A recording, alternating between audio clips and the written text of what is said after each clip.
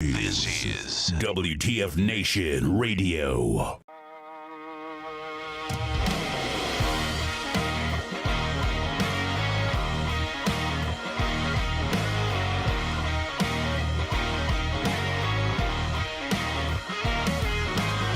Stand up for the things I believe in, but I don't always do what's right. I'm the only hell my mama ever raised, but hell my mama tried. I am the last of a dying breed. There ain't many souls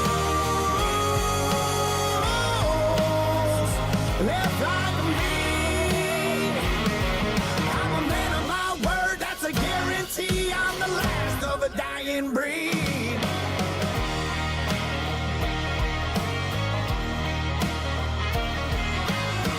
Don't need much for me to get by. I don't fit in with the suit and the tie. You won't see me sitting high on a throne, so please tell the wolves that I'm finally home. I am the last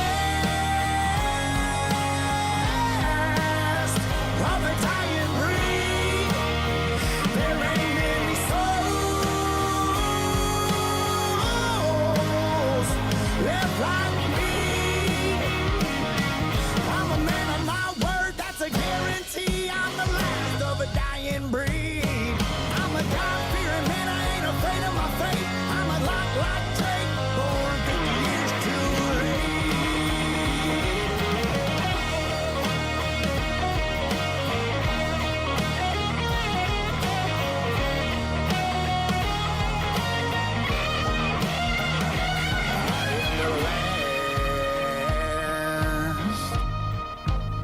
of a dying breed.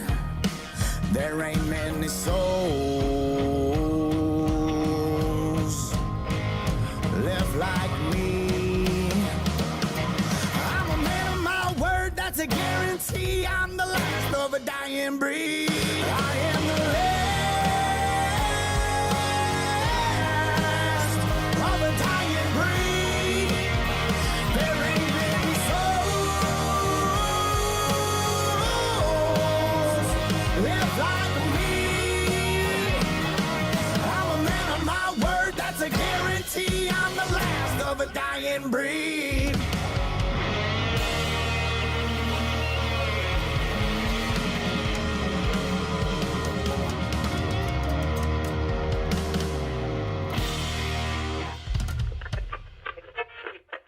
WTF Nation Radio. WTF Nation Radio.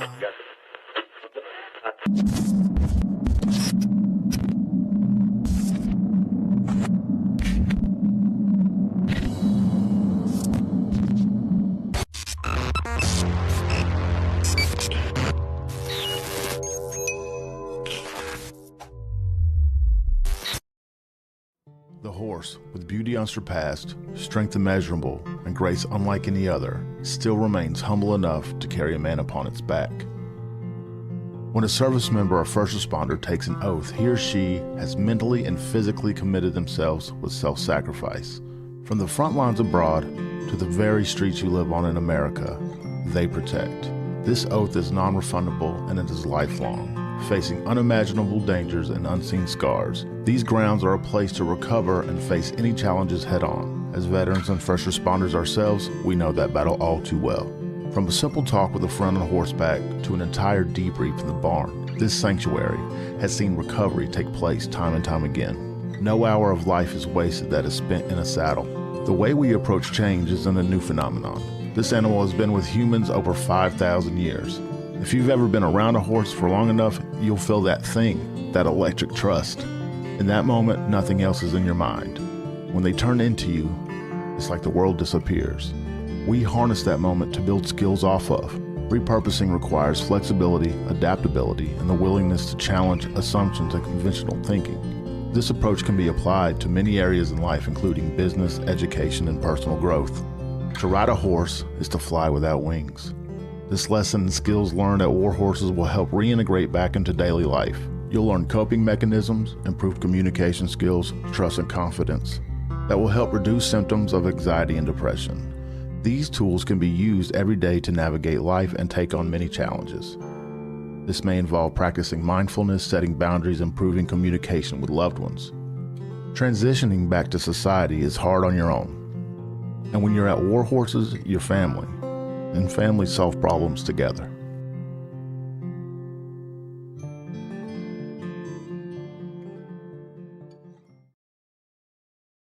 Everything stated on WTF Nation Radio is to be considered the opinion of the person that stated it, and not an official representation of WTF Nation Radio or U.S. Army WTF Moments. Price does not include tax, title, or license. Some assembly required. Each item sold separately. Batteries not included. Objects in mirror are closer than they appear. If conditions persist, contact a physician. Individual results may vary. Keep out of the reach of children. Avoid prolonged exposure to direct sunlight. Keep in a cool, dark place. And Please enjoy the show. Shots. I can feel this in my ears. What is happening?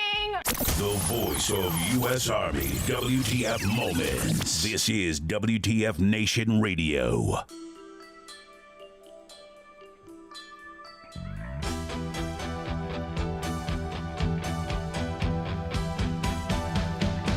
Hell yeah! What's going on, everybody?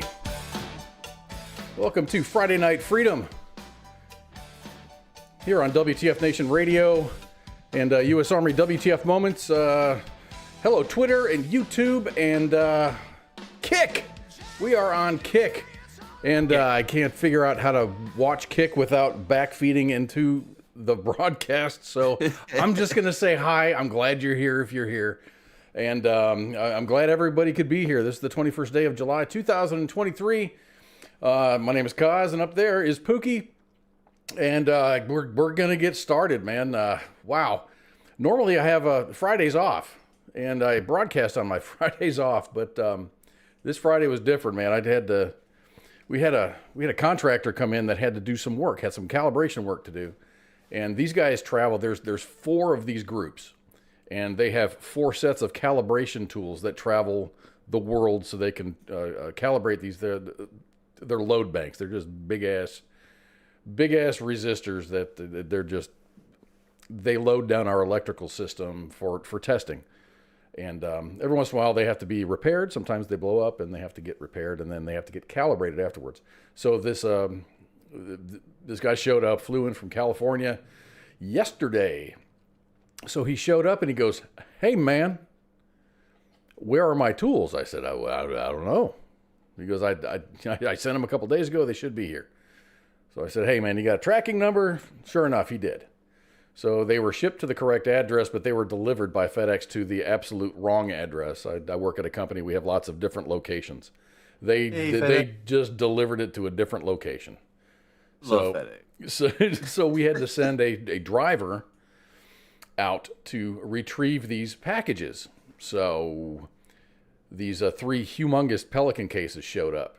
So he's like, "Okay, I'm happy the 3 Pelican cases showed up. Where's the 4th?" I said, "I don't know. I didn't do the shipping. I'm the customer, man. I'll help you as much as I can." So process of elimination, we figured out which tracking number did not arrive. And all 4 of these boxes shipped at the same time. 1 didn't make it. There were 4 separate shipments. They do that for a reason, because of freight charges. If they shipped them all 4 of them under 1 tracking number, they would have to pay horrendous freight, and they wouldn't get like good rates or like next day service or anything like that. So that's why they use different tracking numbers. So finally, they were supposed to. We located the package. It was supposed to get delivered last night. So I showed up to work today, this morning, expecting the package to be there. Wasn't there. Got on the FedEx website, looked, and there's a big old orange exclamation point saying, it's on hold. And it's like, nobody, when you call 1-800-FedEx, because that's the number that they give you to call, you're just in this loop of please tell us what you need. Okay, tracking information. Okay, what's your tracking number? And then you give them the tracking number. And they're like, "Oh, it's over here. It should be delivered by the 20th of July. I'm like, "Dude, that was yesterday." They're like, "What else can we help you with?" I'm like, "A customer service representative. Representative." And it's just smashing at 0. It starts 0, 0, 0. So my gosh. So anyway, we finally got him, and he came, and it was like he finished the calibration in 45 minutes. Once he had all of his equipment, the whole process lasted 45 minutes. Took us about an hour to pack up all his crap, and then he was on his way. But these guys are busy, man, because he was here today. He flew in from Mexico. Via Los Angeles. He lives in Los Angeles, but he was working in Mexico. He went home, came here from LA. I'm in north central Texas, and he showed up, and he lives on the road. And after he's done here, he's going to Michigan, and after Michigan, he's going to Illinois. And these guys are all just, they're working, man. They need help. And I told him, I'm like, man, you need to expand the family. He's like, no, the company's happy with having, four calibration technicians, and I'm okay, whatever, man. This is your business, but it seems like they could use with more equipment. Make good use of new additional equipment and more technicians, But he had to go to Michigan, so I had to ship his stuff out, and hopefully it'll get there by Tuesday, which is his next report date. He's going to go home for the weekend, and he's going to be in Michigan on Tuesday. Yeah, it is job security, Jeremy. Absolutely. And yeah, higher insurance rates, and I think the freight rates, they're not as flexible. I mean, rates are rates. Companies they'll pay for whatever. But the flexibility of shipping, the express overnight or the air stuff is not always available if you've got a set of packages that weighs, let me see, each one of these Pelican cases was, 70 pounds. So you got, 280 pounds of stuff that gets shipped from here to there, and you can do it individually. But you stand that risk of losing stuff. But anyway, it's all done. I got in a little bit extra OT, which my boss is probably going to talk to me about Monday. Why are you spending so many hours on here? Well, the job needed to be done. I'm not going to not do it. Or I'm not going to be the guy that says, we didn't get our machines calibrated because, KOZ didn't want to work overtime, or that was his day off. Friday is every other Friday is my day off. And that's when I usually do shows. So how you been, Pookie, man? I haven't seen you in 2 weeks. Just been chilling, maintaining I got a little vegetable garden, been taking care of that. You got the swamp ass on your part of the in your part of the country. It's hot as balls here in Texas. Dude, the humidity's been insane. It's been pegged. If there's I don't know, they don't do wet bulb measurements, but I almost guarantee you it's been 100% humidity for the last 2 weeks. Woof. You walk outside, it's poof, you're in one of those saunas from the, YMCA or whatever it is. You just want to strip your clothes off and just sit.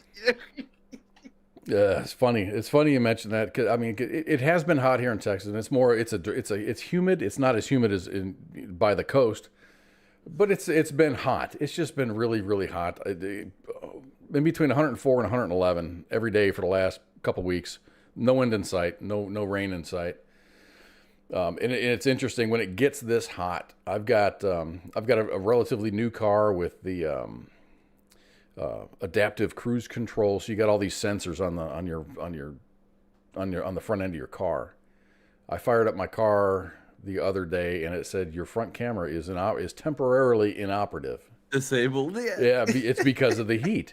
And I looked at I've got a dash cam. I got a dash cam that points forward, and now I've got a dash cam that points aft.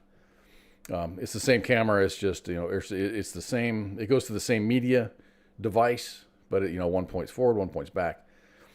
And the LCD on my camera was all obliterated. Yeah, I couldn't see. It was working, but I couldn't see any image. It's the heat. It's just because of the heat. That kind of happened to my phone the other day. I was out doing yard work and I just left it sitting, not in the sun, just sitting on the banister. I knew it was in the shade, but I went to go use it. It was like, every process is shut down because your phone is overheated. So I just went and yacked it in the fridge. Yeah. You know, it's just like, and that cool, works. Super cool. Super cool. Yeah, it's just, I mean, as soon as I turned the AC on in the car, everything came back to normal and worked fine. But it's weird, man. It's just freaking hot. And it's not that I'm not used to the heat. It just doesn't get hot this early in the year. And I say early, July is early to get this hot. Normally this heat doesn't show up until August, September. Yeah. I don't know exactly the whole thing. I lived in that area for a while, so I'm about to take a trip there. You are, as a matter of fact. What, next week you're coming down into the Texas area. Yes, the 1st of August time frame, and right in the middle of the Texas Hill Country, and I did this last year, and it was like 100 and I don't know 110, 115. Okay, so you're good. You're not going to shave your beard off just to get cooler, are you? No. This is actually like an air conditioning unit. If you didn't realize, like beards act. No, it looks like a big wool sweater. Nah, but when you sweat, it's like natural air conditioning. The wind blows through it, cools your face off. Okay. It keeps you cooler. Start hanging ice cubes from that damn thing. You know how J. Reddy bedazzled his beard? You need to start hanging ice cubes off your beard. Y'all tried to convince me to do it. I was like, fuck y'all. I think he looked fabulous, man. He looked good. He's a good sport. I think, did they just hang like ornaments off of there, or did they like glitter him? Glitter, like that's the thing. Like I don't fuck with glitter like that. Because once you get it, it never goes away. It's just like it'll take about 2. You'll just be minding your own business one day and look, you got like glitter on your thumb like 2 years after you've been exposed. Yeah, I've got 2 daughters, and when they were young, they danced, and of course, they have glitter and shit on their makeup and stuff. So that gets in all of the clothes and in the washing machine. And you might wash a load of laundry 3 years later, and all of a sudden something's got glitter on it. But it doesn't rise to the level of stripper glitter. And then and then your wife's like going, "Where'd this come from?" Art herpes. It just keeps on coming back. Damn, Jeremy's got the quips tonight. That's great. So, art herpes. I'm writing that down. That's going in my book. That's going in my book. Oh, thanks for the contribution. So 54 years ago, I think this was yesterday, Apollo 11 landed on the moon. Did it? 54 years ago, yeah. Neil and Buzz doing the first official moonwalk. Did it? Yeah, did it? But did it? Really? Was the moon landing fake? They actually had NASA released more video, and I'm just doing this from memory. They released more video of an actual like the landing module as being videoed from the orbiting ship. It looked not real. It was pretty bad. I don't know. I guess the jury's still out. I think the moon landing happened. Fuck them Russians. Yeah, they got to space first, but we landed on the moon. They get to space first. A dog got to space first. Well, on a Russian aircraft. Now, you want to get technical? It was a manhole cover that made it to freaking space.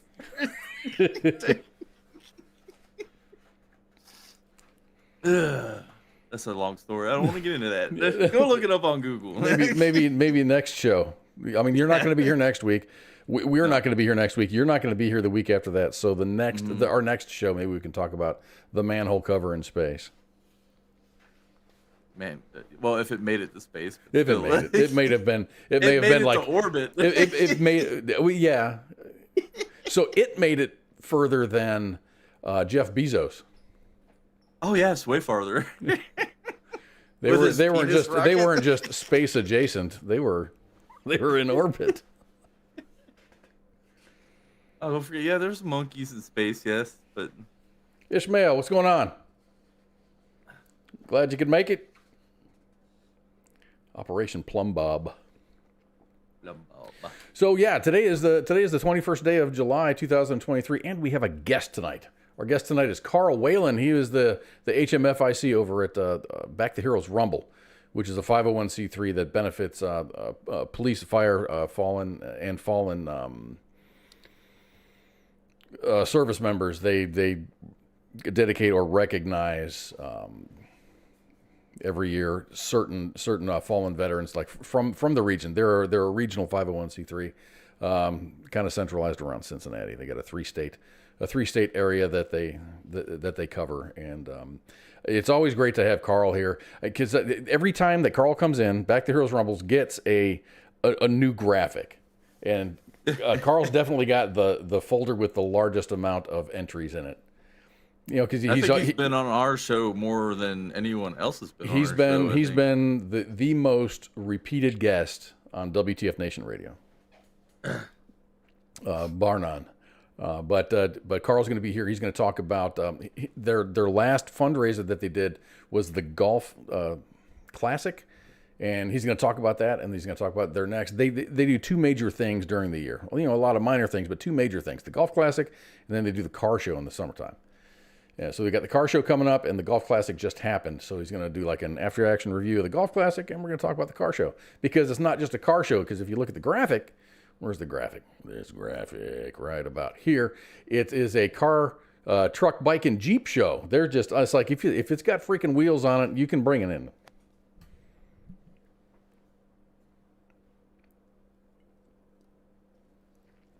It's like a real episode of Cars.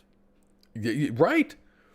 I mean, everything. I mean, I just think it's awesome, man. Because every time that we talk to CARL, and every year that this goes on, it just gets bigger and bigger and bigger.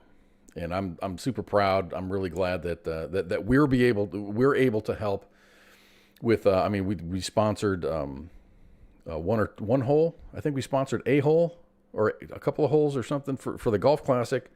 I think we had two. We might have had two. It was. The radio and U.S. Army WTF moments had holes. So we had two holes. Yes. Outstanding. Two. Correct me if I'm wrong, but that's from what I understood. CARL's going to set us straight in just a little bit. He'll be on at the top of the hour. Right now, he's literally herding children and dogs and cats and things and stuff. So he is in the virtual green room. So he is ready to go. But we're gonna get to CARL at the top of the hour. So the big crap in the news, dude. What is all of this hubbub about with Jason Aldean? Have you been paying attention at all to? Yeah, I've seen it. I haven't heard the song, but I heard it for the first time today. A lot on TikTok where some people are just like adding extra stuff to it, I guess. You know, what do you by adding extra stuff? What, like their commentary, or? I've heard some people on TikTok. You know, I like to listen. To free speech is awesome because you get to hear all people's opinions and everything like that. So it's just, you know, some people just say things. It's like things that aren't there, but they're making it up just for, you know, like the spooky ghost in the corner or something like that. And I was just like, all right, yeah, okay, cool. But it kind of sounds like you're like implying, if you get what I'm saying. Well, the thing is, you know, if you're looking for something and all you think about is monsters, you're going to find monsters. You're not going to be objective. If you've already got your mind made up, that's what you're going to see. Had my book laying around here. Was it Nietzsche or whatever it is? Nietzsche or whatever. Mm-hmm. Nietzsche. Yeah. Don't be careful when looking for monsters or staring in a void or whatever it is, because the void will stare back into you, kind of crap. You know, my redneck fucking explanation, misquote of that. But So anyway, let's get to the story. Country music star Jason Aldean is facing horrendous backlash over his new music video called "Try That in a Small Town," which combines news footage of Black Lives Matter protests, violence, and crime. CMT pulled the video out of its rotation after accusations that it, quote, promotes racism and violence. but Try That in a Small Town has also leaped to the top of many of all of the other streaming charts. And now I'm not a huge country fan at all. My favorites are the artists that I've interviewed on this channel: Derek Jones, Ryan Weaver, Peyton Howie. I saw the Jason Aldean video for the first time today, thanks to Holly. If Holly is here, thank you very much. So I saw the Jason Aldean video for the first time today with the expectation that I would see something racist or something cringeworthy or whatever. After all, the internet said it was racist, so it must be true, right? To be 100% honest, I didn't see anything of the sort. What I did see is a video explaining that some of that crap that is allowed to fly in the big city doesn't have a chance in a small town.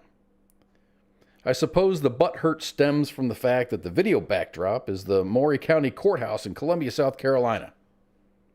This is the same courthouse where a mob hanged 18-year-old Henry Choate in 1927. He was accused of attacking a white female, but he was never identified as the suspect.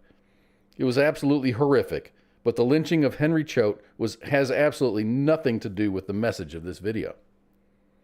I'm going to let you know right now that Jason Aldean probably had nothing to do with the choice of venue for his video shoot.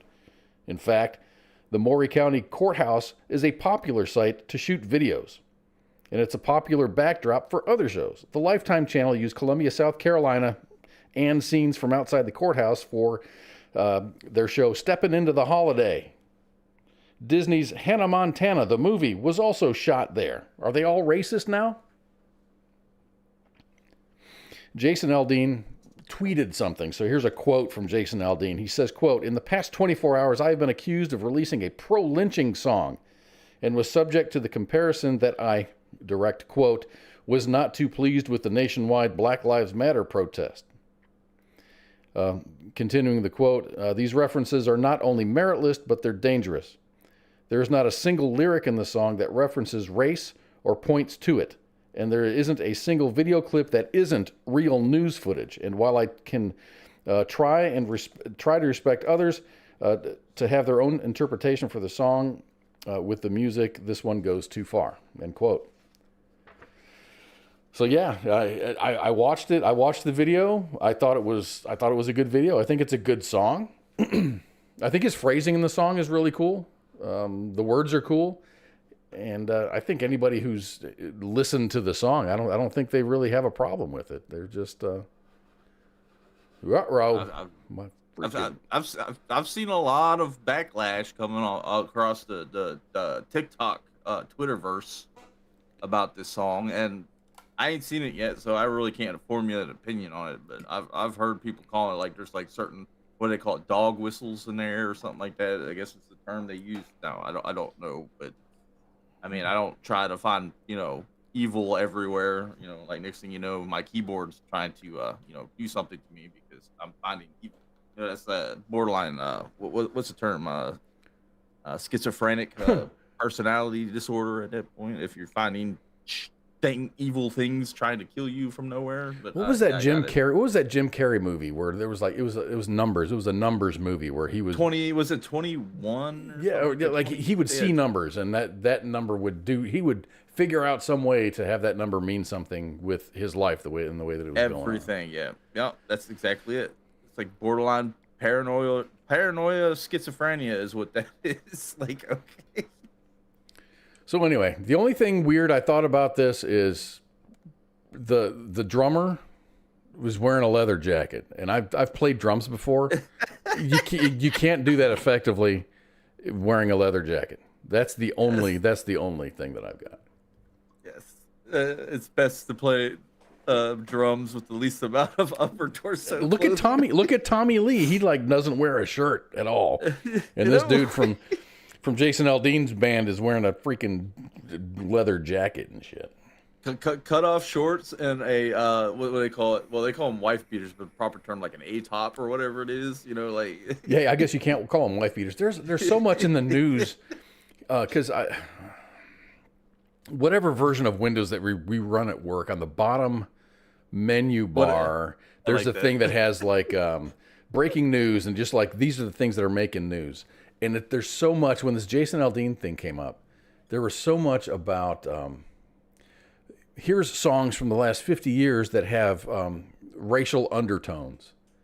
And there was like Billy Joel songs in there. There was David Bowie songs and artists that are like old, like black and white era 50s, 40s and 50s that I didn't recognize the song at all. Maybe if I heard the song. Rolling Stones was in there.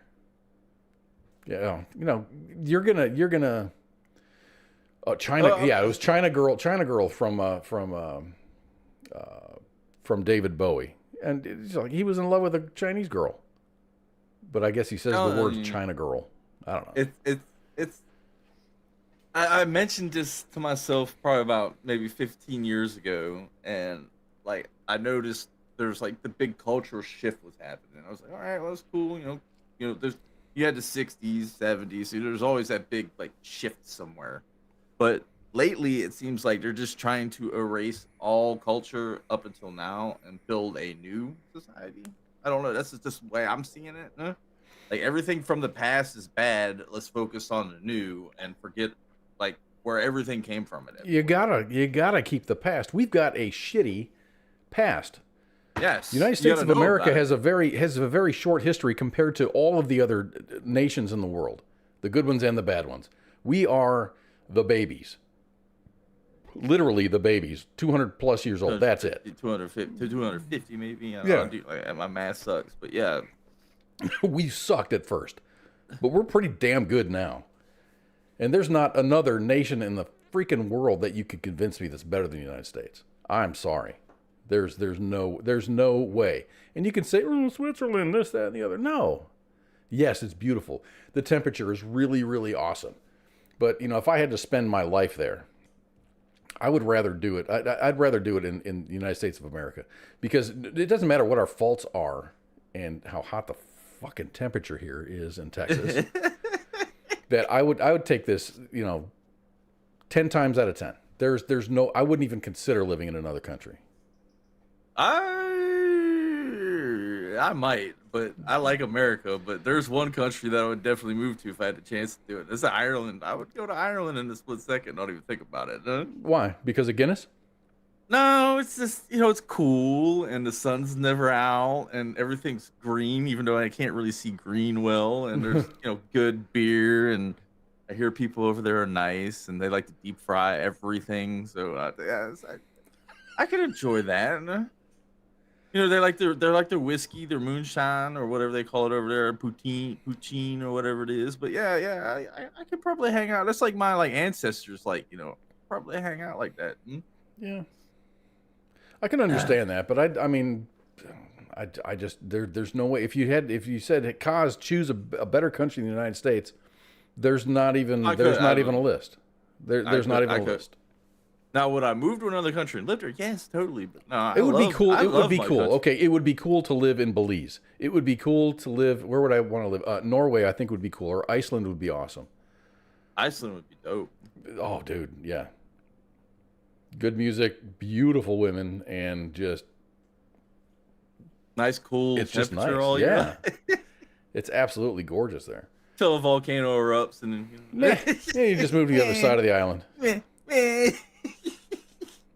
Carl says he'd live in Greece for a year. My brother and his wife just went on vacation. They went to Greece, and they went to Santorini, and now they're back. They just got back, and they're like, it was great. They said it was a great vacation, but it's good to be home in the United States. There's so much shit that you can do in the United States that you can't do in other countries, in most other countries. So Paramount owns country music television? Didn't know that. Yeah, CMT. I think everybody. I think there's like 3 companies that own the entire cable news network at this point. Huh? Like I was watching the Weather Channel today, and I thought to myself, just like, man, the Weather Channel sucks now. Why? It's just, you know, you just get locals on the 8s. It would be your local area, you know, because they would syndicate it through like your local news cable network or whatever it is. Well, now they've eliminated that, so it's just local, quote unquote, locals on the 8. It's just the weather update throughout, like you got East Coast, Central, West Coast. And so it's like regional weather reports and stuff. Yes, yeah, and you sit there. The only time you actually get a real weather report is if actual like tornadoes are on the ground or hurricanes coming in, or early in the morning, your morning weather headquarters, and you get it for about an hour and a half, and then they just talk about like weird global warming, climate change shit for the rest of the day, and then at night they have ice road truckers or something. I guess I don't know if Discovery picked them up, but they've been pushing these like late night shows and stuff like that is like, well, it kind of pertains to weather but doesn't. I don't know.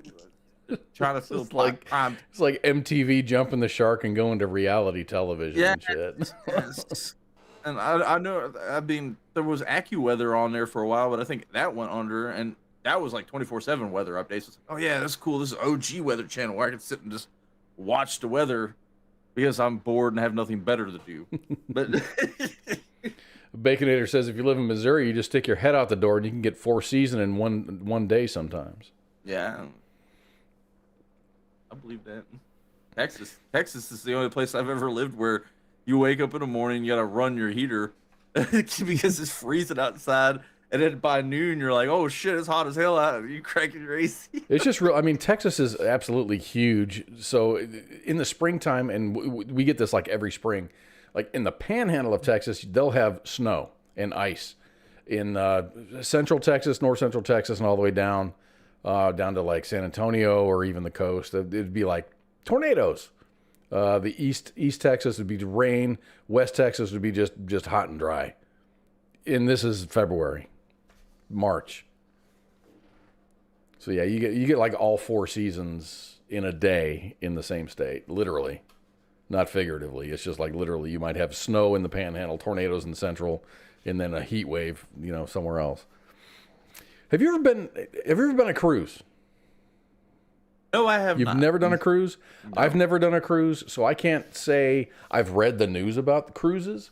And normally when you read the news about cruises, it's not because everything's great. It's like the boat broke down or the ship broke down and they, norovirus and flooding in the aisleways and stuff. So coming off the heels of that sub accident down by the Titanic,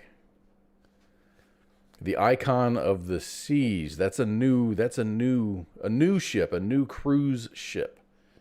Don't know if you've heard about this, but that's not it. This is it right there.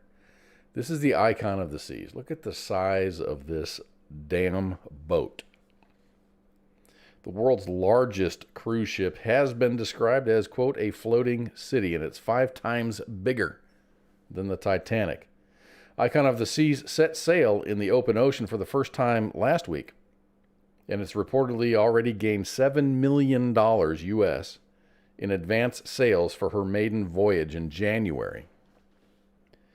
The ship is 20 decks high, 1,198 feet long, with a gross tonnage of 250,800 pounds.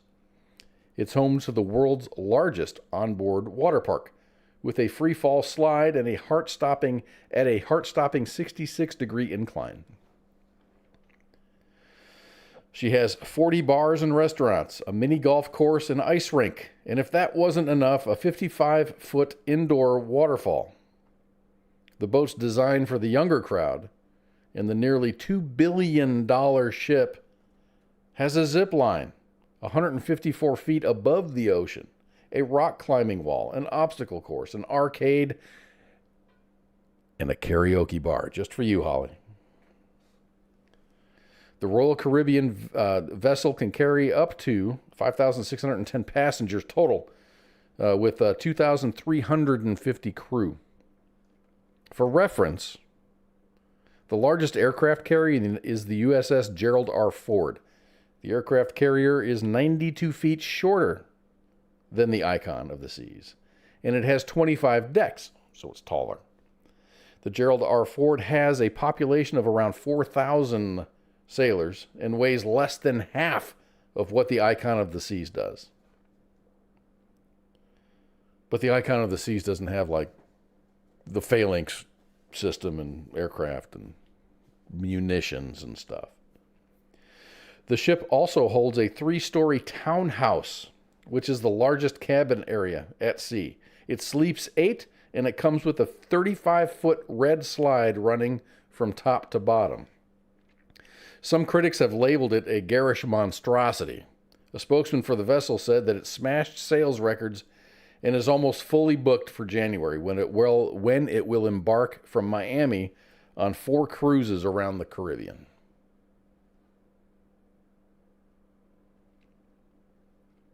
That's just straight insanity.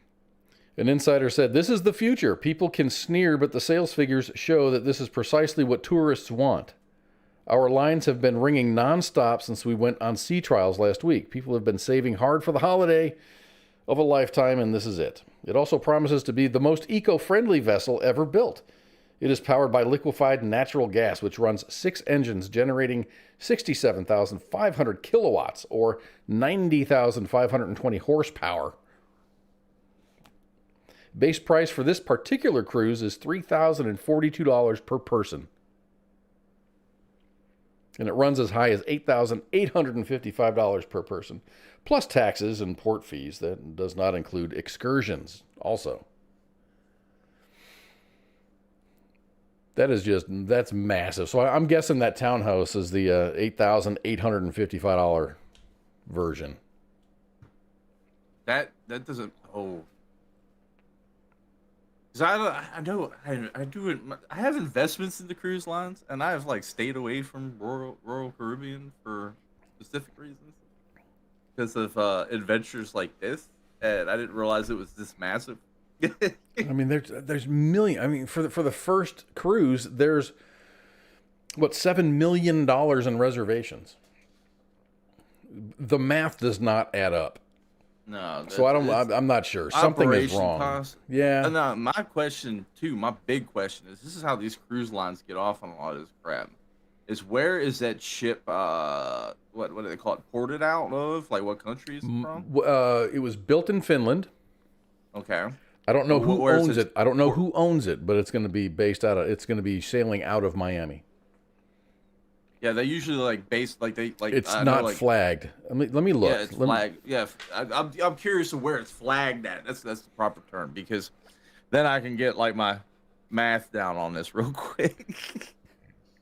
Because I think the United States actually only has one cruise line flagged to it. No?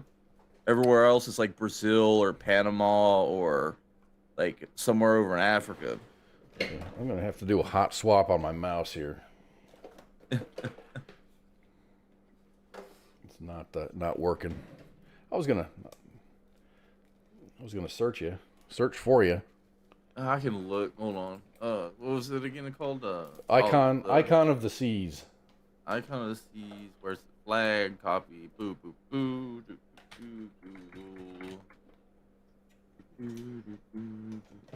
Paste. Icon of the Seas. Flag.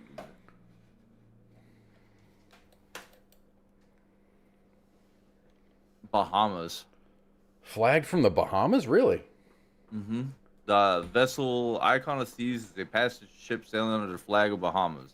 Is that normal? I didn't know that they. Oh, they do. That's how these cruise lines get over like paying like taxes minimum wage. Stuff. Yeah. Oh, minimum wage, taxes and stuff like that. Because you think about it, if you're working on a ship, you get paid room, board, and per hour, right? So if you were getting $7 and whatever the minimum wage is in the United States, some of these countries only have like a minimum wage of like $2 an hour. So 7 days straight of you working, making $2 an hour on top, they're just getting over off their employees at that point. I've seen some documentaries on it's like the science behind cruise lines, and holy shit, dude, these things are literal cities that are completely populated for 7 days or 11 days, however long the cruise is. And the people responsible for making sure all of this stuff happens flawlessly for each individual passenger. It's like a complete city that changes its residents every couple of days. Their turnaround time between cruises is enormously fast. From what I've heard is like, if like everyone that works on the cruise, like they're constantly like cleaning stuff. Like it's like you were working. If you're on a cruise, if you're not off shift, you're doing some sort of work at that point. No? But I know there's a cruise that goes from, I think it's like Nova Scotia, I think Canada, and goes the whole way around around Florida, through the Gulf, down around all of, like the Horn of and like up and down up to Alaska, and it's like a 200-day cruise or some crap like that, and it's expensive as heck. And I think they only do it like twice a year. I think it's not Royal that does this; it's another cruise company that does it. But yeah, Carl dropped some knowledge. It says Icon of the Seas has jobs listed for $12 an hour, lower level positions with tips. So I guess if you're a server, if you're in the service industry, if you're a bartender, a server or whatever, you would get that's $12 an hour plus tips. Plus, you're on the ocean and you're going to the Bahamas. That's pretty cool. And you can probably get your days off too. I mean, you probably in your downtime. I know they got their crew quarters or whatever it is, but I mean, you pretty much like go up. Like I know there's like certain they got the Shack's Chicken or the Guy Fieri's Burgers or all these weird restaurants that you won't ever see anywhere other than a cruise. You get to enjoy that crap whenever you want. I mean, probably a good job. It's probably a decent job. Get to travel the world. And you don't, it's not like you're out there spending money. It's like being deployed. You don't spend money unless you're shopping on Amazon. Mm-hmm. You're out there to do a job, and your bank's getting bigger if you're not married. Then you get back home and you got all this savings. I think it's really good for, I don't know. I think a cruise line job would be great for a college student who's on a semester break. I think getting into that industry is a little bit harder than others. It's a very niche industry. I don't know. But no, I've never even looked into it. I wish I would have known about it, like coming out of the military, because that's probably what I would have done. Was like, screw it, I'm just work on a cruise, just whatever. Well, I looked at crab fishing, doing a crab boat for a little while. That was a big thing in where I was living in Virginia, like the blue crab and the Potomac River in Maryland area. Like that was a big crab fishing. Big thing, or crabbing. It's not crab fishing; it's crabbing. But so I also see a new CAPTCHA coming up here after Icon of the Seas actually goes out. It's a new CAPTCHA. It says select all images with norovirus on it.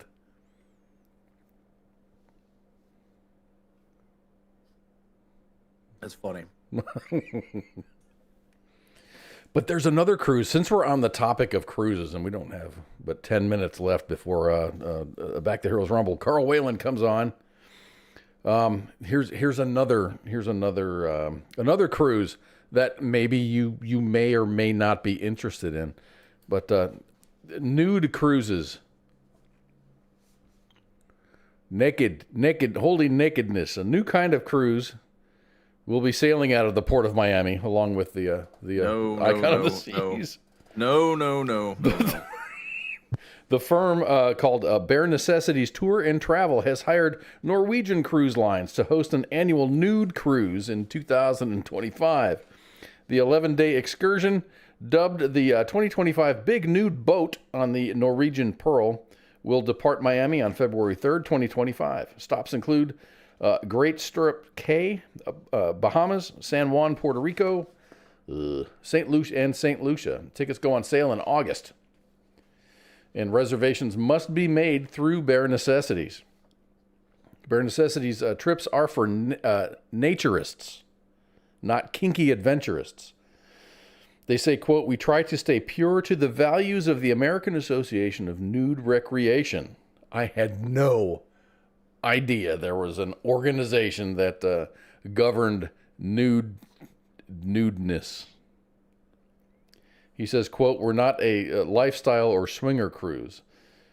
So there's a little bit of confusion. Those type of hedonistic cruises certainly do exist, but they are really lifestyle cruises and comprise a different category. They're comprised of a completely different category. So there's new naturists that they just shun clothing. So you get all these. How do they get to the airport? They don't do it naked. I have no idea. I don't. I try to stay away from that kind of thing. So for now, Bare Necessity still has to finish organizing the 2024 cruise on the Carnival Pride, which departs Tampa on February 5th and lasts a week. The cheapest fares are about $1,200 to share a double occupancy room. Port taxes are estimated at being $150.55 per person. So I guess you got to pay taxes just to pass through the ports. Yes, that is a thing. Heath, butthole tanning cruise. Bring extra sunscreen. I couldn't. I mean, look at all of those people, and they're all naked, and they're all going to be in the pool, and it's got a smell, and ooh. Beached whales all over the freaking deck. And the thing, yeah, exactly. The thing is, you go on these nude things, or you go to a nude beast. Everybody is not a model. Fat dudes, everybody's. I mean, I bet you a good majority of everybody is like not physically appealing. I guess I'd fit right in. I don't know. Pubes all over the place. I know they do a cruise. TSA would be easy. God. You need to remove your never mind. I know they do a Dungeons and Dragons cruise once a year too. I don't know what cruise line does it, but it's just, the whole week is just dedicated to a bunch of nerds playing Dungeons and Dragons pretty much. There's a message. Why is that censored thing there? Well, the censored thing is there because if I move that, there's a whole bunch of like women in the front, and they're not model quality. Oh no! I saw boobs. Yeah, I know. You gotta get this. Eye bleach. All right, next and last story before we get to Carl. And this is another Florida. This is 3 consecutive Florida stories. Cocaine sharks. Is it like the cocaine turtles? Well, I haven't heard about the cocaine turtles yet. Okay, well, but I mean, cocaine raccoons, a cocoon. What do they call it? Crack-coon. No, crack-coon. It was crack-coon. But the experts have suspected that sharks off of the coast of Florida are coming into contact with large amounts of cocaine that are getting dumped into the ocean. Hauls of cocaine are said to be dropped into the ocean either to let smugglers collect them or as an attempt for criminals to escape law enforcement. If they're cruising around and they're getting chased by the Coast Guard, they just yeet all this crap overboard. Large batches of the drug have been known to wash up on Florida beaches. What would you do? You're walking on the beach in California, you're like, hey, that looks like something. I would do the right thing. You would do the right thing. That's very vague. I think I would be scared shitless to grab a barrel or a bale of Coke or whatever that bale was. Someone's going to try to find their merchandise. And I don't want to be that guy that all of a sudden showed up with a stash. No, I do the right thing. Okay. Marine biologist Tom Hurd, who is better known by his YouTube nickname, The Blowfish, wanted to see whether sharks off of the coast of Florida were consuming these substances. He made a documentary for Discovery's Shark Week called Cocaine Sharks. University of Florida environmentalist scientist Tracy Fanara also took part in the study. They went to the Florida Keys to investigate the reports of sharks consuming drugs there.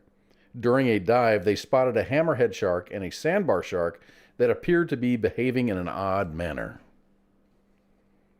The experts also conducted experiments in which they dropped packages that looked like bales of cocaine in the area. They observed sharks swimming straight into the packages and biting them. It's important to note that scientists don't know for sure whether sharks are consuming cocaine. They also don't know the true effects of the substance on the creatures. or what they would be. And I'm sure you don't want to do a scientific experiment like, okay, government, I need to do this experiment. I need a tank. Give me 3 sharks and about 2 kilos of cocaine, and I'm gonna see how they react. I mean, our government did pay to watch like Japanese quails mating habits on cocaine, so I'm pretty sure that if you could pitch it right, the government would probably pay for a tank and a couple sharks as cocaine for you to test. Dude, the government pays to study whale farts, so they might pay for everything as long as you word it correctly and you have the proper oversight. What I see is you're going to have a boat full of cocaine. Everybody who is a human on there doing the cocaine, and they're just fucking around with the sharks. Sounds like a normal day in Florida. Oh my gosh. I've seen all of the documentaries, man, all of the cocaine cowboy stuff, and the building, like Miami would not exist if it was not for the cocaine trade. It's insane. Absolutely insane. So Cocaine Sharks is a movie. If you can look at IMDb, it is a movie, and this is where that graphic comes from. But Cocaine Sharks premieres on Disney's Discovery Channel.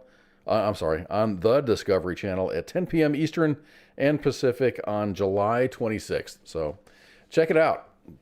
I don't get the Discovery Channel, so like Cocaine Bear. Cocaine Bear, Crack Coon. There was a whole bunch of other ones. You said Cocaine Turtles? I haven't heard of that. That's hilarious. Right. This was like about a year, maybe a year or two ago. Coast Guard found a big sea turtle swimming overburdened with a bunch of stuff tied around them. Okay. And of course, they come up and they thought it was like a fishing net or something like that. So they start cutting it off to try to free the turtle. They free the turtle, they pull what was left out. It was kilos of cocaine attached to this sea turtle. So I don't know if they were using the turtle's migration patterns in order to just kind of like, have them swim the cocaine, or maybe he got caught up in the packaging or whatever, or something like that, because they do that. They toss it. That's how they did it in Alabama and what was it? Not Alabama. Where was Arkansas, or with the Bushes, not the Bush, the Clintons and their drug running crap. Mena, Arkansas. Yeah. They were just chucking it out of the Cessna and just landing it in the swamps and shit. But yeah. Crazy world we live in, right? I know. The things that you can get paid money to produce. Cocaine Sharks. That's awesome. All right. Right before we go to break, I'm going to let you know that we do have 6 shows a week. I think that are we at full staff this week? So this is Friday Night Freedom. Where is our show lineup? This is Friday Night Freedom. Of course, that's Friday. On Sunday, our next show is going to be the Sports Bar on Sunday. From what I understand, we are a go on that. Ice is back. He did a show last night. He's back from his, I wouldn't say it's vacation. He was out doing things and stuff. It was great. He'll be back on Monday. Pop Culture Warrior will be back on Tuesday. The Smoke Pit is on Wednesday, and then Sergeant's Time back on Thursday. All shows start at 2000 hours Eastern Time. So we have this new channel called Kick. I like it. I really need to learn how to use it and a little bit more effectively than I am. If you go to kick.com, that takes you to the site. But you have to specifically request. Each show has their very own channel. So the Sports Bar is kick.com/the Sports Bar. And the Monday edition, Pop Culture Warrior, the Smoke Pit, Sergeant's Time, and then Friday Night Freedom. Each of those channels is individual. So if you want to subscribe to those individually, we really appreciate it. But because everything is tied to that specific show. On Facebook, we broadcast as a station, as U.S. Army WTF Moments or WTF Nation Radio. So if you go to kick.com, you can specifically target your favorite show. So that's it's pretty cool, man. I'm really glad to be a part of Kick. Once I learn how to use it effectively, I'll do more stuff on there. Maybe do some stupid short broadcasts or something on off days. Because I don't know, either with or without you. I know everybody's busy. I'm just horrendously busy. It's not always easy to set aside time. But yeah, those are our shows. So we are going to take a break, and when we come back from break, we're going to have Back to Heroes Rumble. CARL WHALEN's going to be here. I'm looking at his chair, and it's pretty empty. I think he's sending his family away so we can have a peaceful broadcast. But anyway, we're going to take a break, and when we come back from the break, he's going to be here, and it's going to be awesome. So hang tight. We'll be back. Shots. This is WTF Nation Radio. I gave up everything to be alone, to be the background noise in strangers' homes. I'm living every day to do with you in shallow graves. My body's gone, but you can find my soul in radio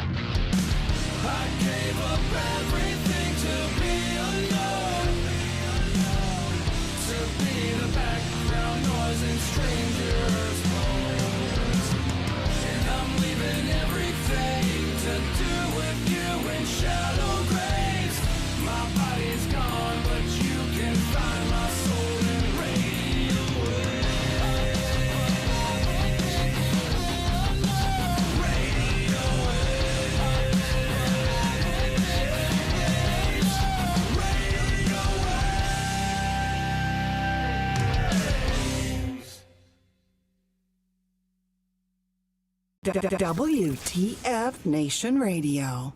Whoa.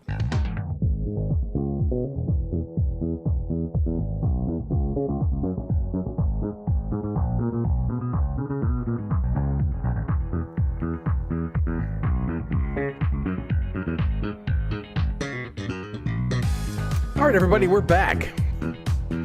I am gonna bring up my video here, and what's up? We got CARL WHALEN here from Back to Heroes Rumble here once again. You're no stranger to the show. It's I really appreciate you coming on. You got a huge schedule. It's very, very busy, and I super appreciate you coming on just to hang out with us and let us know what's going on. What I think you're going to talk about. Yeah, thank you guys for is probably last, a couple of weeks ago, you guys wrapped up the Golf Classic. You're going to give us a little after-action review on that, and then we're going to talk about the next thing that you guys, I mean, you never stop working, so this is all, it feels like I'm constantly running. I feel like the Energizer Bunny, just keep going, going. You know, the old 90s commercial.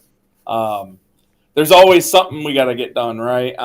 So, yes, the golf outing was our first one this year. Our original first one was going to happen during 2020, as we already know what happened with the vid. It happened, and it impacted us. We had to cancel the event. The year after, our event chair became seriously ill, and we had to postpone putting it on because he couldn't organize it. And then this year came around, and we're like, you know what? We're going to do it. And I'm going to tell you, the feedback was nothing short of amazing. I mean, literally every single person that approached us said these three things. They didn't believe it was our first one. It felt like it was the 10th, which I'll take that one all day. They felt like it was the most organized golf outing they've been to in a long time. Being first responders at that event, I was really tickled to hear that from them, of all people. And then they loved the cause, but more importantly, they thought that the prizes and everything that was involved with the event just made it just that much more fun. And they loved the food, which we had Moe's Southwest Grill for dinner. We had Red Robin do catering for lunch. My goal was to raise net. So after we take out all the costs of the event, my goal was to raise over $10,000 and to have at least 60 golfers. Well, I'm going to tell you, we had 94 golfers this year. Nice. And we raised over $10,000. So we hit my goal. We exceeded our goal big time on the attendees. And next year, our $100,000 shot, we've decided as a board that we're going to make it $1 million shot. Insurance policies cover these prizes. The guy that took the $100,000 shot this year missed it by 3 yards. Dude, Steph Curry hit a hole-in-one. Did you see that Steph Curry hole-in-one? I did. That thing was nuts. I you know what? I think I was more upset at his golf course etiquette. Yeah, but I appreciate that. I mean, he just got lucky as shit and knocked a that was like a 156-yard hole-in-one. I love the way they dogged him about the Bengals. When he wanted to talk trash, he's like, yo, bro, don't act like the Bengals didn't send your ass home. He was salty for the rest of the outing about that. You could tell. He just was holding it back. I'm a diehard Bengals fan, guys. There's Chiefs fans in here. Hey, I know Baconators in here. All love for you just as an NFL fan, but Bengals are going to go home with the gold this year. The thing is, I love to talk shit against you, but just because I'm not there's like a who day. I don't even know what who day means because that's just a ripoff of the Saints, and I'm not a Saints fan. That's actually not true. There was a huge news story that was done on it from our people and down in St. In Saints. Of what? Who came up with it first? So no, they actually Who Day was created in the premise in the early 70s, and Who Dat was in the 80s, but they had no relation to each other. Who Dat was totally a separate thing. Bengals Who Day, separate thing. Nothing related. That's just a fun jab that they have with each other when we play each other. Especially now that Burrow and Chase are on our team. Here, we're gonna have a contest for the shittiest English ever. Oh, yeah. I mean, if you just go to YouTube and you watch the stories about it, they'll tell you. I'll have to educate myself because I was growing up with Who Dat with the Saints. And that's, yes. So. But then there's baseball. Speaking of baseball, oh my God. Okay, I understand they hit a little of a slump, 6-game loss stretch after the All-Star break. You're talking about the Reds, right?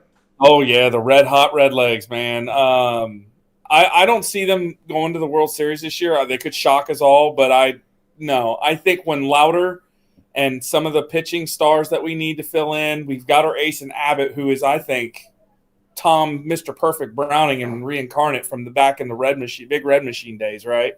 I feel like he looks just like him. He throws lefty like him. His hairstyle's like him. He's our ace just like him. I mean, dude, there's just so many uncanny characteristic similarities between the two. It's just mind-boggling.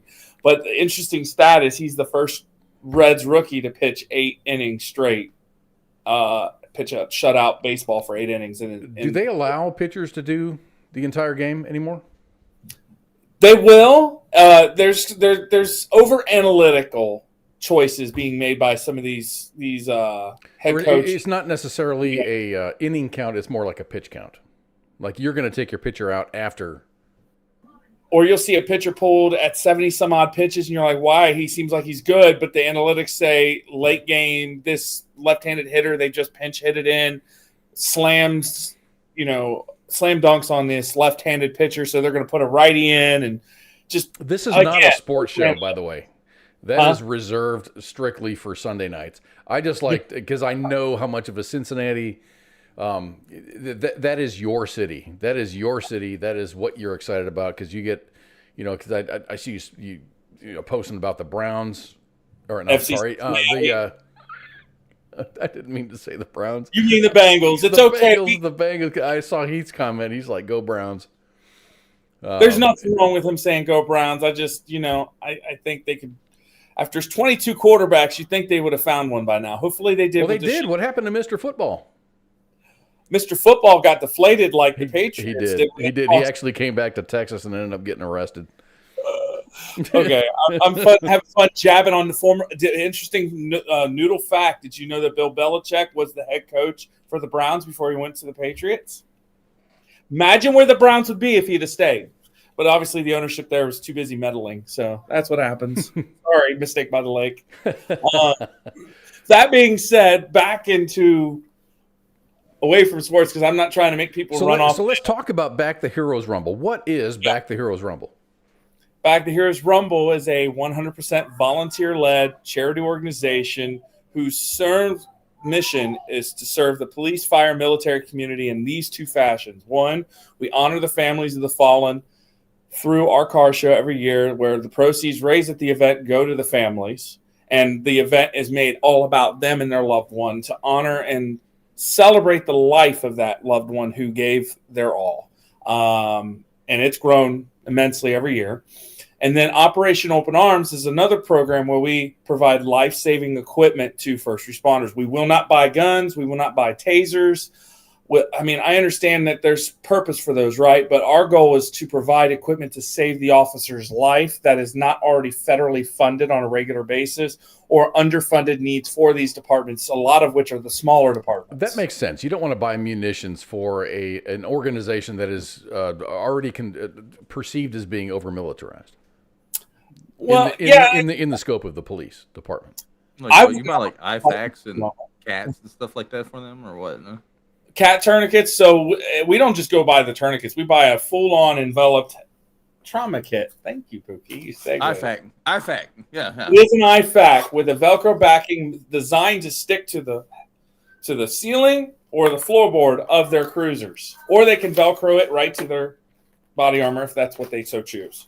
Inside these bad boys, it's an instruction manual. Mind you, look at the people. North American Rescue, they're a partner of ours. You get a combat application tourniquet. You get a large ambu bandage. You get a pair of high-vent chest seals. You get trauma shears. You get 2 packs of gauze that are 4 yards in length, 4 by 3 inch in width. And then you also get 2 pair of gloves, a marker to mark the cat application time, and a survival blanket, which, some people may shake that off, but honestly, that will save somebody's life. Shock is a thing. Neurogenic shock, psychogenic shock, you name it, any type of shock. H's and T's for our paramedics and medics in the service.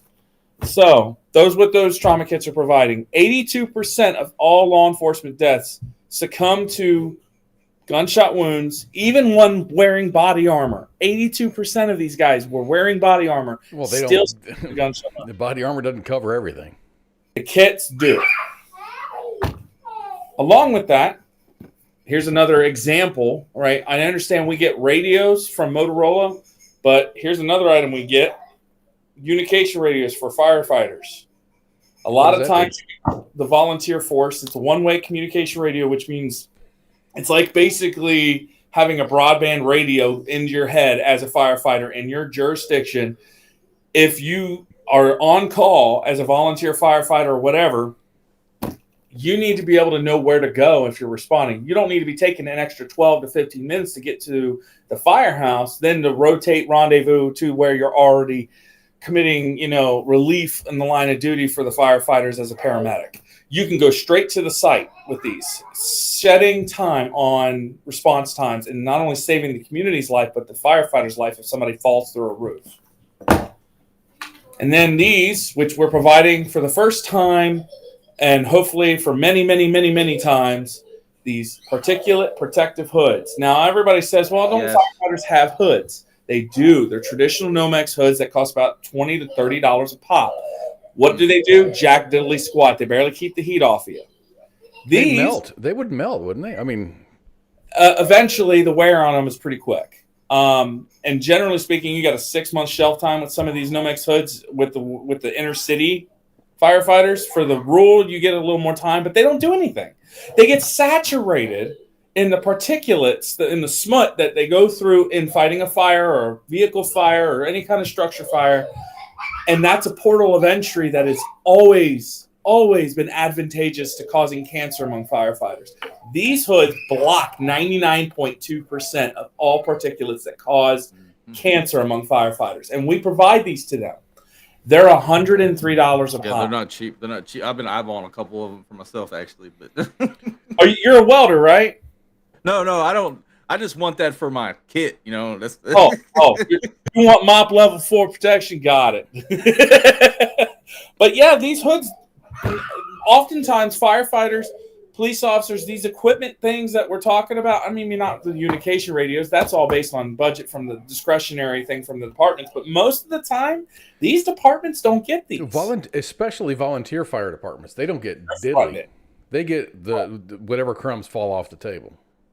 Now, there's organizations like us trying to do this, right? I mean, you got the Gary Sinise Foundation on a national level, but think about how saturated the need is and how limited the funding is. Yeah, you think, there's an endless amount of money, right? As expensive as that stuff is, there's always a need. There's always a need. And I think the biggest barrier that we have with our organization that I found in the 3-state region we support, which is Ohio, Indiana, Kentucky, not just the intermediate tri-state around Cincinnati, but the entire 3-state region. The biggest barrier is people knowing who we are and that we're here. And I'm going to be real with you. WTF Nation Radio, you guys, local news media, any opportunity we have for exposure to make sure that these guys, these brave motherfuckers here that wear this gear, that need it, that don't have it, we need them to reach out to us. And we need to be able to show the public that there is a need, that funding us, the money really does go to what we're doing. This end of this month in 2 weeks, or excuse me, next week. Holy crap, this week's flown by. Next Friday, we're gotta go.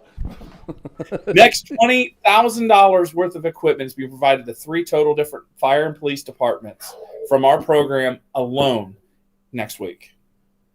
And it would not be possible without the support from our golf outing, our donors every year, you guys helping get the word out about the importance of what we're doing, but more importantly, how much impact we can make with very little money. And it's shocking because we're negotiating prices every time because the prices keep going up on everything. Yes, that's absolutely true. I mean, just in general, the prices of everything is going up. And I can't imagine all the negotiation that you have to do. Like, you're like, come on, man, this is for first responders. And the suppliers just going, this is our bottom line, and you're like, well, this is our bottom line, and you got to come together somewhere.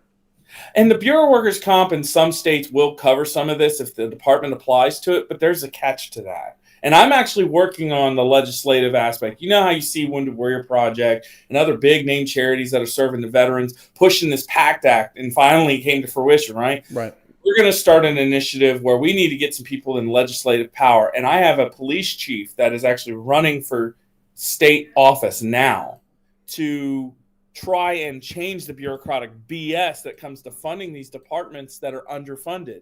You know, some people look at the number and they see 7 figures and they go, oh, what do they need help with? That's just for salaries, guys. These officers in these departments from police and fire, they're literally stealing from one another as far as personnel with bonuses, and they're doing whatever they got to do to survive because there's not enough men in the field to do the job because media scared them off. All this whole over governing, if you will, in some aspects has led to a negative precedent and unprecedented impact for our first responders to have the staffing needs met to save your life, to protect your community. So, I mean, I know I'm on a pedestal right now, getting real pissed about it, but the reason why it angers me is you because got to be passionate about it. I'm paying an increased amount of taxes that I agreed to on a levy that's not doing anything for our guys right now because they can't get the staff to do and meet the needs of the community. And these people want to sit there and overstep the bounds of criminality and say that these officers are all up to no good. That's not true. Quite exactly the opposite. 95% of all of the force, you don't see misconduct. But if we're going to talk about misconduct in one field, we need to talk about it in another. How about healthcare? During the year of COVID, how many times did they cancel elective procedures because they couldn't make money off of it because people were afraid of the virus? And then they wanted to make money off of the damn virus when it wasn't the one that was killing the person. Yeah. Or yeah. Bureaucratic red tape and BS, it all goes back to the dollar sign. Right. So that's what I'm saying is it's BS, it's bias, it's political bullshit. And we get beyond all that. Let's just talk common sense, which isn't anymore. Let's just talk common sense, practical use for our funding for what we need for our first responders. If they feel like you give a damn and they have what they need to survive and do their job, morale is up. And then if morale is up, guess what? Retention's up. And if retention's up, guess what? You don't have to waste money on bonuses and you can spend it on protective shit like this for our first responders. I'd love for our charity not need to exist, but unfortunately, it needs to be done. And there's too many fallen heroes that are forgotten too, and that's the only other push behind our cause. Too many times you'll see a rolling Rolodex of names of officers and firefighters that are killed every year. And, you know, there's great organizations like the National Fallen Police Officers Memorial that are honoring and remembering these guys as much as they can, but they can't keep up with it. It's a lot. Why don't we do something to tackle and prevent line of duty death where we can? You know, every week or so, I mean, because we are in contact with like Humanize the Badge and stuff, and they're always posting stuff, and it's like this officer lost his or her life because they were just walking their beat or sitting in their car, and someone walked up and you know, caught their car on fire or shot them in the head or whatever. And this is violence. This is violence from just citizens, not great citizens, but nonetheless. There's so many organizations out there to support and provide for officers and firefighters and stuff. And see, we don't just give the money to the departments. I understand there's some people that might go, well, if I give you money, are you just going to give it to the department? No. The departments that reach out to us, or we even reach out to them, if we know they're a small department and underfunded, we ask them the pertinent question. Hey, firefighters in your department, do they have these hoods? No? How many firefighters you got? Got you. Hey, police department so-and-so in so-and-so county. How many officers you got? Do you guys have trauma kits? Oh, they're outdated. How many officers you got? Okay, we got you. So Pookie asked in the chat, do they make particulate hoods for forestry? These particulate hoods are not exclusively to firefighters, okay? You could even, I'm pretty sure that these hoods, you can buy these individually if you go to your local fire equipment supply company. Can you spread that out a bit? Can I look at that? So where does your head go? Your head goes up in this thing. Lower it a little bit. There you go. Okay, so there's your head. Yeah. Your arm is your head. Okay. Yeah, my arm is the head. And, I mean, I'm not putting it on because this is going to a firefighter in a week.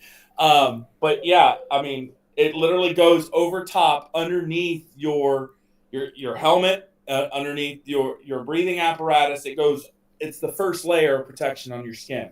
Skin-to-skin contact with that. That would be great for forestry. It's good for any field that's exposed to cancer-causing particulates and to protect them from heat, especially those who work in the Department of Natural Resources and help with the fire departments that are tackling the forest fires out west, up in Canada, which haven't ended, mind you. It's just... Are they still burning up there? I mean, I know that there was a lot of fires a few weeks ago. And I'm sure there's, and with all the wind currents, there's... it's smoky in Chicago, or it's smoky in Detroit or whatever. It's smoky down where I live. That's crazy, man. So percentage of Canada fire contained. Right now they're saying 25 million acres burned. 193 active fires that are contained. That's a lot less than it was a few weeks ago, which is good. This is as of 2 days ago. 216 are still uncontrolled. How much contained? What's the contained percentage? I don't know. What it specifies for me is controlled and uncontrolled. I see. Sorry about the dogs. Haley likes to bark at everything because she's German Shepherd. Okay, everybody. Oh, don't get them all going. I got 2 Aussies by me. oh, no. JJ, you're barking at your shadow boy. Stop. So anyway, the golf outing funded these equipment needs. We also had a family foundation, graciously, in the kindness of their hearts. They reached out to us last November, the TP Family Foundation. It's spelled TEEPE. They host their golf outing every year, and they choose a target charity. Kid's running around with a tunnel around his body at the dogs. They run a golf outing. It's a putt-putt golf outing. It's called the Super Plumber Open. The name behind it is, getting the ball out of the holes. So Plumber Open. That's a funny name. But anyway, they fill out their golf outing every year. And they give tens of thousands of dollars to different charities every year with their golf outing. They chose us. And 15 grand was given to our organization. Dude. So with it and the golf outing, plus the residual income from last year that we had brought in from gross receipts, we were able to purchase this $20,000 worth of equipment and have $10,000 in carryover to next year's program. Now, as a 501c3, are you allowed to carry over into the next year? Absolutely, if it stays within the program. And they had a loose MOU, which in layman's terms, a ruling on how funds could be used. They weren't restricting it to just that program. They wanted it to all the programs. So we took 3 of the 15 and put it to general operations because we got stuff we got to cover. We got to cover our website management. We got to have our directors and officers insurance and everything else. But again, mind you, none of us make anything doing what we do. It's just there's operational costs, natural and inherent financial needs cover. And you have to protect yourself because shit happens. So that costs money, right? It hasn't happened yet. It hasn't happened yet. I mean, knock on wood, but you have to protect yourself. So there's other costs involved. If you give $10 to an organization, not all $10 is going for that purchase. There's other costs, not salary related, because you guys don't take shit. So you guys are all voluntary. At the car show, get accused of food poisoning, we get sued as well. That's what it would happen. Unfortunately, that'd kill you. Yeah. So that D&O insurance is in charity world. That's what it's supposed to protect you individually from being attacked on your own individual finances that are separate from the entity, but also to protect the entity itself. Should there be something that happens, it pays out to that lawsuit. So that's how directors and officers is supposed to work. Now, anyway, what I was getting at, though, with the MOU, there's a requirement under the IRS guidelines, a memorandum of understanding that all grantees give for companies or charities like us that get grants. We agree to use the funds as we use for tax-exempt purposes, i.e. for our programs and impact. And only a certain percentage can be used for fundraising expense. So, I see. Okay. So what we have to do is when we do our events, we sell sponsorship, which is a donation, right? But it's a corporate gift to fund the fundraiser. I mean, I'm going to be fucking honest. This is a fucking shell game is what it is. It's crazy. So, and once, say for example, I'll give you a name. General Electric Credit Union gives us $3,000 to sponsor our car show, which they did this year, as they've done in the past. It can be used for operational costs for the fundraiser. And in return, all the money that we raise at the show, because all the sponsors cover the cost of fundraising the event, we can give to the families. So there's no expense taken out of what we raise for what we give to the families and, or in this case, this year, target charity. So every year, my wife reaches out with our car show to fallen heroes that are nominated by the community from police, fire, military. We alternate from the three entities every year. Throughout Ohio, Indiana, Kentucky is the other qualifier. Otherwise, we don't care what your background is. If you were police, fire, military, doesn't matter. We just alternate. And once the families give us approval, then we announce, hey, we're fundraising for these heroes. And that's where it kicks off. They're invited. They're VIP guests to the car show.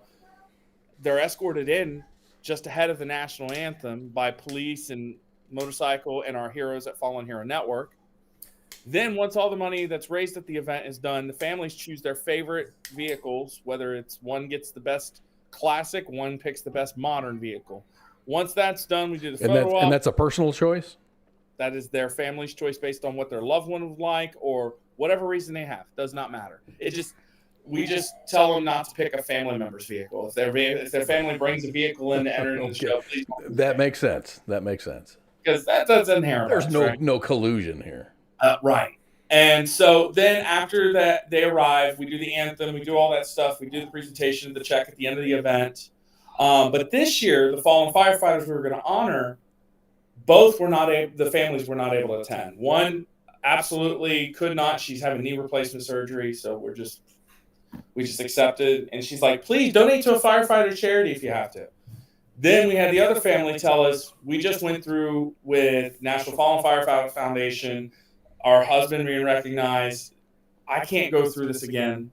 It's just too traumatic. Please give to another firefighter charity. Thank you for thinking of us. And we're like, okay. So we chose Tri-State Face Team, which is Tri-State Firefighters Attacking the Cancer Epidemic. And how fitting of a charity for us to give to, given what we do. Your hood, right? Yeah. So their objective is exactly what we do, but in a similar light. What they do is they do it through not meetings, what do they call seminars? Well, they'll invite healthcare professionals, psych professionals to help with the medical and the mental health and wellness needs of firefighters, and to teach them how to better protect themselves from the ailing issues that they suffer from the field that they work in. And over the years, because you see firefighters out there that have been in the force for 15, 20, 25, 30 years. I mean, I'm sure the 40-year guy is not rushing into a house, but all of his guys are. Well, I don't know about today right now, maybe, because the staffing is rampant. It's a problem nationwide. But yeah, these guys, they're either all retired or still currently serving firefighters and EMTs that run this charity organization. They're all volunteers too. They don't make anything doing it. They just want to take care of their brethren and sisters in arms in the firefighting industry. And we're giving them up to $5,000 at the car show. That's our goal. And then the rest is going to carry over for the car shows. Operation Never Forgets the program to carry over to next year that we can then keep doing. And, you always want to make sure you have something in the tank in case an expense comes up that you don't expect. Got to have savings, yeah. So it's just financial management, right? And that was based on, and my question was based on that. It's like, can you carry over, or do you have to expend at the end of the fiscal year?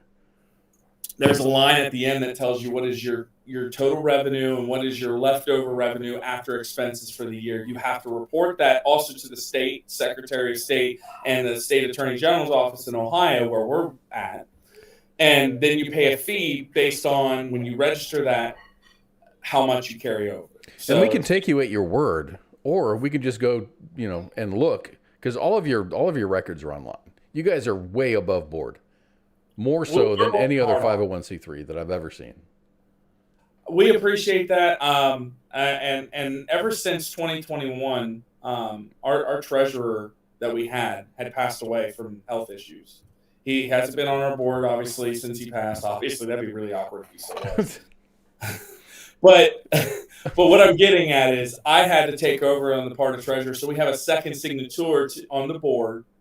And every year we try to choose somebody different from the board. That's not obviously my wife. She's not the second signature. That would just look really bad. So we have somebody else looking over the finances for our charity.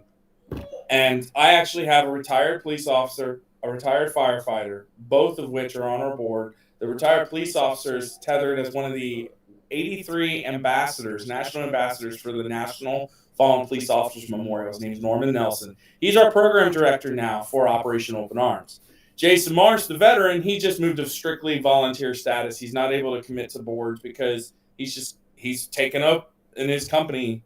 He is now GM of operations. So that, you know what that's like when you're an excavation company, how busy that can be. Right. He's doing great, but he's still volunteering at the car show. He's going to be a judge for the mini truck class. Just all these great things going on with our charity, and we just continue to grow. But honestly, a big part of it is because of supporters and people who share what we're doing, like you guys. We could not have done this well without that help. Seriously. We're always happy to help, man. So tell me about, you've had the Golf Classic. What's happening with the car show this year? Because if you look at the graphic here, it's not just cars. It's like anything with wheels. Come on, show your stuff. So every year we've always had open classes, but we try to evolve the trophies to keep people happy. All right. We want to make sure everybody feels like they have a fair shake at getting trophies. It's not just biased to classic or modern or one type of vehicle. And we also adjust based on our previous year attendees. So if we have 50 Jeeps show up at this show, we're going to involve a Jeep class that's not just a best of and runner-up in Jeep. We're going to have different Jeep classes. So again, it all depends and ebbs and flows based on attendance.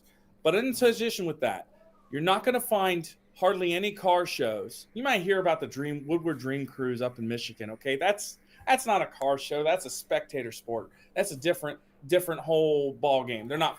No. Here's what I'm going to say. We have a flyover during the national anthem. We're actually working on trying to get the Blue Thunderbirds from the U.S. Air Force to come out and do it for us next year because I saw that the calendar's open. I'm going to try to get them and Flamingo Air to do it. How much? What does that cost? I have no idea what that costs. For us, nothing. The company doing the flyovers donating everything. The fuel, the insurance, the cost for them to do it, everything. So your organization, drop a website so everyone can get up there. Do we go to backtoheroesrumble.com?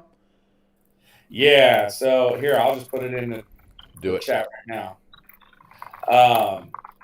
So if you go to our website, you'll be able to see all our programs. You'll see a menu, running bar at the top. You click on that under events. You'll see the golf outing. You'll see the car show. There is another event we're going to be doing here very soon in Christmas, something we partake in our first year in operation. And we're like, okay, when we have more funding, we want to be able to contribute something more than just being present and helping as volunteers.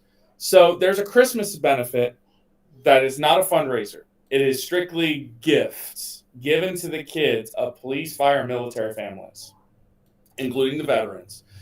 Year-round, through Dollar Tree and other entities that donate, there's collections of toys all across the region, all the way up to Beaver Creek, all the way down to Louisville, everywhere across the region. Hubbed out of the Woodlawn Armory in the past, We hold a Christmas event. It's not our event. It's just something we're going to help make better and help it grow. With Operation Homefront, Project Little Heroes, what the thing is called. Team Rubicon's involved with it. And other various series like Team Rubicon is awesome, man. Those guys are legit. And 2 of their biggest volunteers in the Cincinnati area run this operation. And what it is these toys are then laid out on tables, and the kids go through with boxes and pick age-appropriate gifts for themselves. One from each of the group brackets. Like they'll have, like, based on whatever was donated, they'll do that. What we're going to try to bring to the table is I'm going to offer up to dress up as Santa, because I've got the beard going, right? Got the glasses, I even got the portly belly. So I've got the whole thing going, right? But also with that, what we're planning on doing is I go through Good 360, which is a supply opportunity. I don't know how to describe it, but basically, whenever you have what they call closeout sales with businesses, or there's goods that they like to donate that they have a surplus of that haven't really sold but are really good, useful goods like clothes, toiletries, and things like that. There's even toys involved with it. There's school supplies, you name it, like color. And that's big right now. I mean, school season's about to kick off here. And Amazon even gives away pallets. And we're near 2 hubs, one in Dayton, one in Hebron, Kentucky. They give out these pallets, and our job is just to go pick them up. If we pay an admin fee, say for a pallet, or not a pallet, for an entire truckload from Amazon, it'd be like $300. But you get like $60,000 worth of stuff. And you can pick through with volunteers and figure out where you're gonna give the stuff. We could do that as a 501c3. We're registered through Benevity, through Good 360, and so we can just sign up, pay the admin fee, arrange a date for pickup, go up to the hub with a truck that we can rent or get donated in kind for rental. Right? I could easily go to UHR Rents and ask them, "Hey, can we get an in-kind donation or rental of a truck? We'll pay for the insurance still. Let's go pick up these goods, put them in a storage unit that we can also get donated for cost. And then we take these goods and give them to these families. This is not a need-based program, mind you. This is strictly a thank you-based program. It's not like for a national emergency or like a flood or a tornado, hurricane, or whatever. There's absolutely use for that if you wanted to, right? You can use it for everything. You can use that clause for everything. Right. The only stipulation with Good 360 is you cannot use it for fundraising. That's gotcha. Kind of an obvious gift. Yeah. You can't use fundraising for fundraising. That makes sense. Right. Their goal is to give you the stuff at next to nothing prices, and then you actually give those to the people that you want to give it to, or for people who have need. That's badass. Yeah, it's awesome. It's a great program. And also, we're working with trying to get local barbecue vendors like Mission Barbecue and others to donate food, come out, cater, and feed these families too. Like, make it a whole big shebang. Why not? Yeah. And then that whole event is a write-off for these guys. Well, yeah, right. I mean, Mission Barbecue gives out so much food to first responders and military every year. I'm not saying that's the only reason to do this is because of the write-off. Is because it's the right thing to do. But there's a bonus for it. Right, of course. I mean, and then that's what Mission Barbecue, their name says, right? And I'm not trying to market them, but I'm just saying that's why they're called Mission Barbecue. They have a mission to serve and honor our heroes, and they do it through the love of cooking barbecue and sharing food and company with the community. You know, when I was at Fort Hood, there was a place called Mission Taco, and I don't think that they were in that realm of things. Okay. Were they good? They were good, but I found a bolt in my refried beans once. Like a little bolt. That's not what we're talking about. Mission Barbecue. Sounds like you got a good heavy dose of iron, huh? Maybe I did.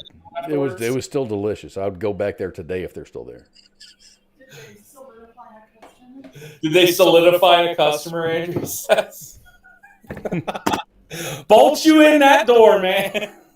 So Back to Heroes Rumble doesn't just do police and fire. You also honor veterans, fallen veterans.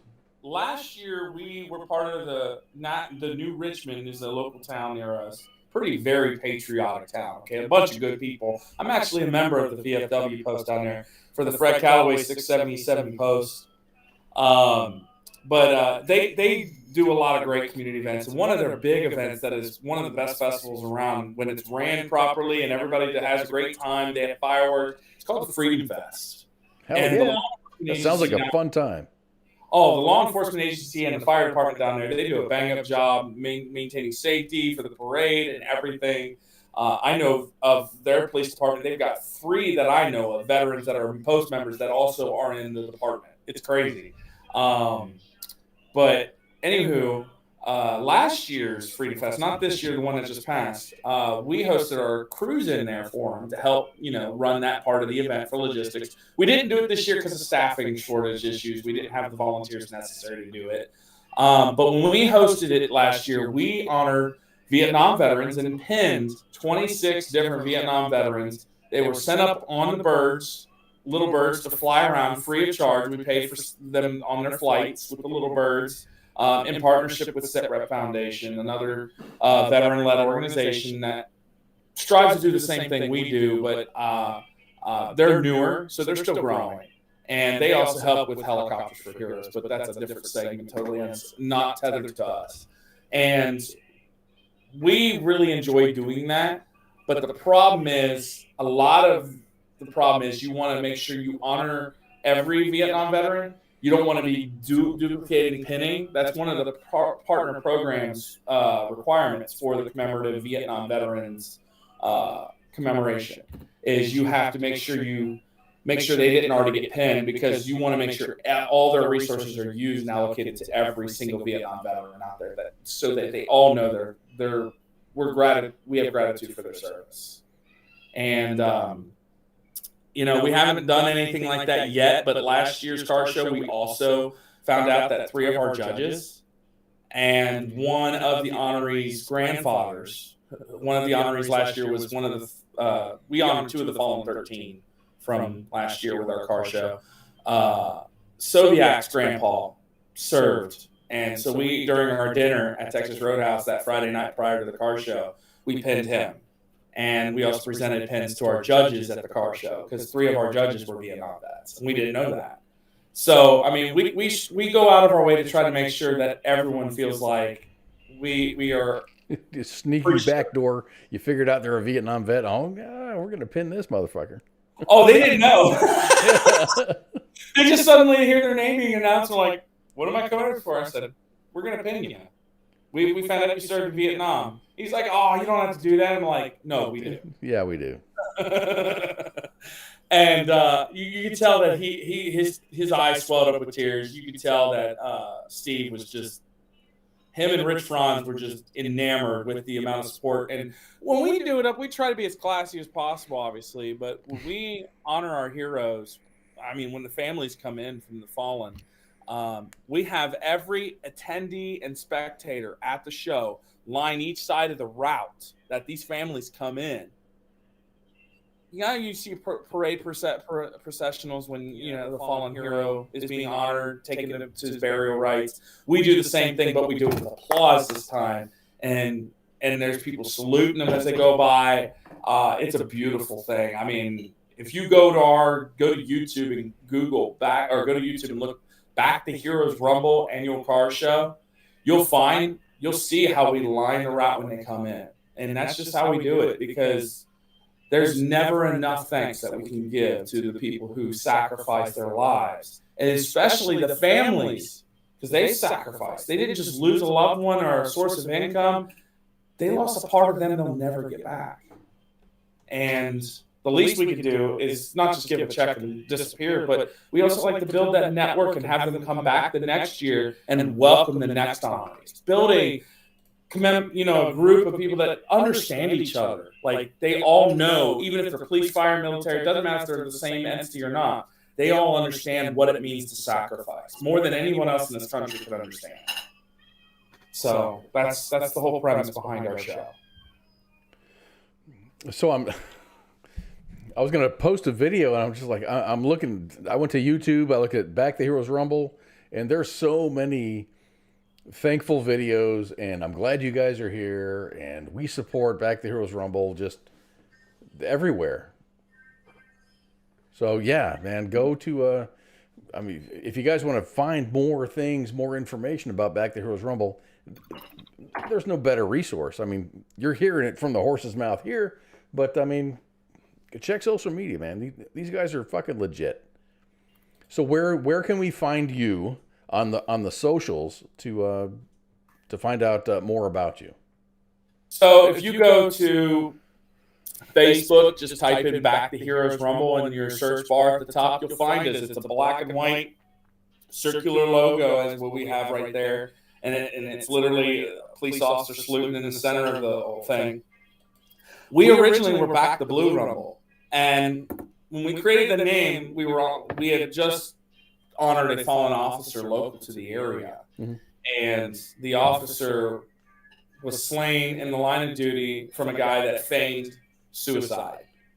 And when they went in to rescue him, he opened fire. And it was so heart-wrenching to find out that he had a kid, he had a family, he had tethers to he was a pillar of the community. He wasn't just another officer, you know? And people left and right was like cockroaches crawling over. We're trying to put on fundraisers for this family to raise as much money to remember him. And I caught wind that he had a Mustang, and I said, let's do a car show. And 30 days later, we hosted a car show. Yeah, we put this thing on in 30 days. 512 show vehicles, $16,000 raised for the family. And we were like, I'm standing in the midst of all this going, that's incredible. What just happened? I had no idea what I did. I was like, what did I get myself into? And I mean, I even remember Shutter Fuel, a photography company, interviewing me, and I'm just like, I'm stuttering on myself because I've never done something like this before. I'm like, what in the world?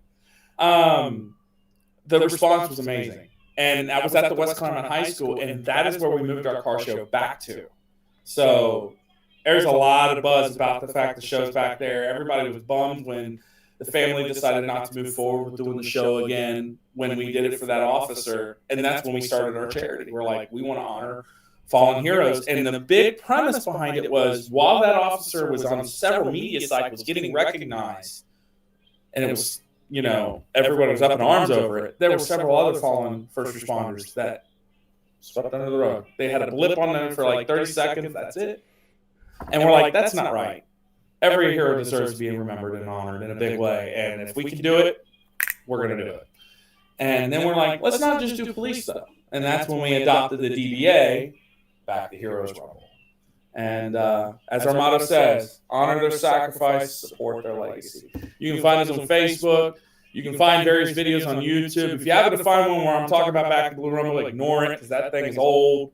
I think I actually took it down. Because we've obviously changed since then. That was literally 3 months after we started. You can find us on Twitter. I don't know how active we are on these other places like Twitter. I know we are on TikTok because, you know, impact and people seeing short blips of what we do is cool. And it's just another avenue for people to see us, right? And then we do have an Instagram. We try to post up there when we can. You guys know her as Mom, but she works for WTF Nation Radio. She's our media gal. She kicks ass, and she runs. I heard she's pretty good. Yeah. That's word goes around. Pretty good at what she does, from what I understand. That might be why I'm on here all the time. She's taking a correspondence course on social media or whatever. You know, whatever. Yeah. When a lot of people still maybe overlook this. She's not a gold star. She's a former military wife. Mm-hmm. So she completely gets what military goes through every day. She can speak on it as a dependent and a former spouse. I give her a lot of shit. Back in the day, I mean, she would be on the air, and I'd be giving her some shit, and then Fallon or Minx would be like, "Mom and Dad are fighting again." I'm going to tell you, she has a heart of gold. She's not perfect as a human being, but who is, right? But she is a wonderful person, great mom, and her heart she wears on her sleeve just like I do. That's one of the reasons why we love her so much. She's family to us. She made us tacos in Denver, man. So yeah, she's good with me. Well, and speaking of the devil, man, I mean, I don't know what we got to do, but you guys need to seriously up your game and come to our show. We are geographically separated by a lot, and yeah, I know. And we're gonna make that happen. We're gonna make that happen at some point. Well, if you make it happen, I might be able to pull strings and get you free hotel stay for that weekend. What?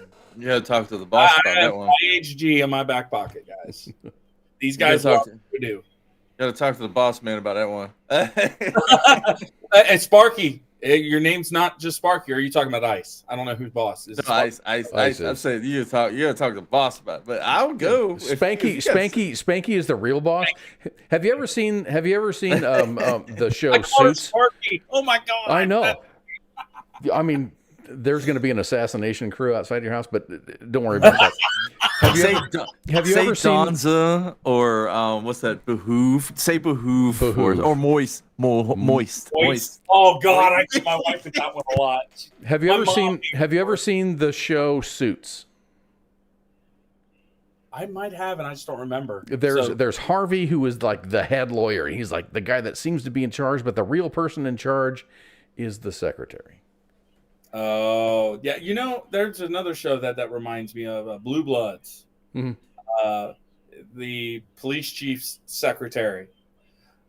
I think there was like a season 2 or 3. She comes in and she barges in. At the end, he goes, "You know, I was going to yell at you for barging in, but I realized you're the reason I keep my head level straight." So I'll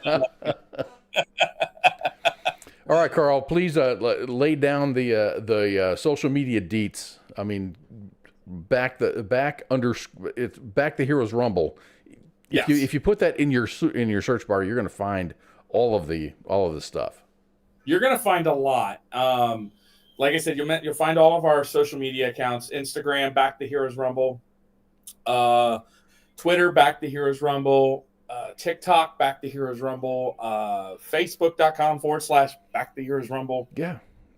And our website, backtheheroesrumble.com. Now, I'm going to stress you spell it correctly or you're not going to find us, because you'll find some crap about some kid's show, Heroes Rumble. I don't know what's going on. But anyway, it's back the HEROES Rumble. I can't tell you how many times I've had officers spell it HERO''S. It's like, it's not possessive. It's plural.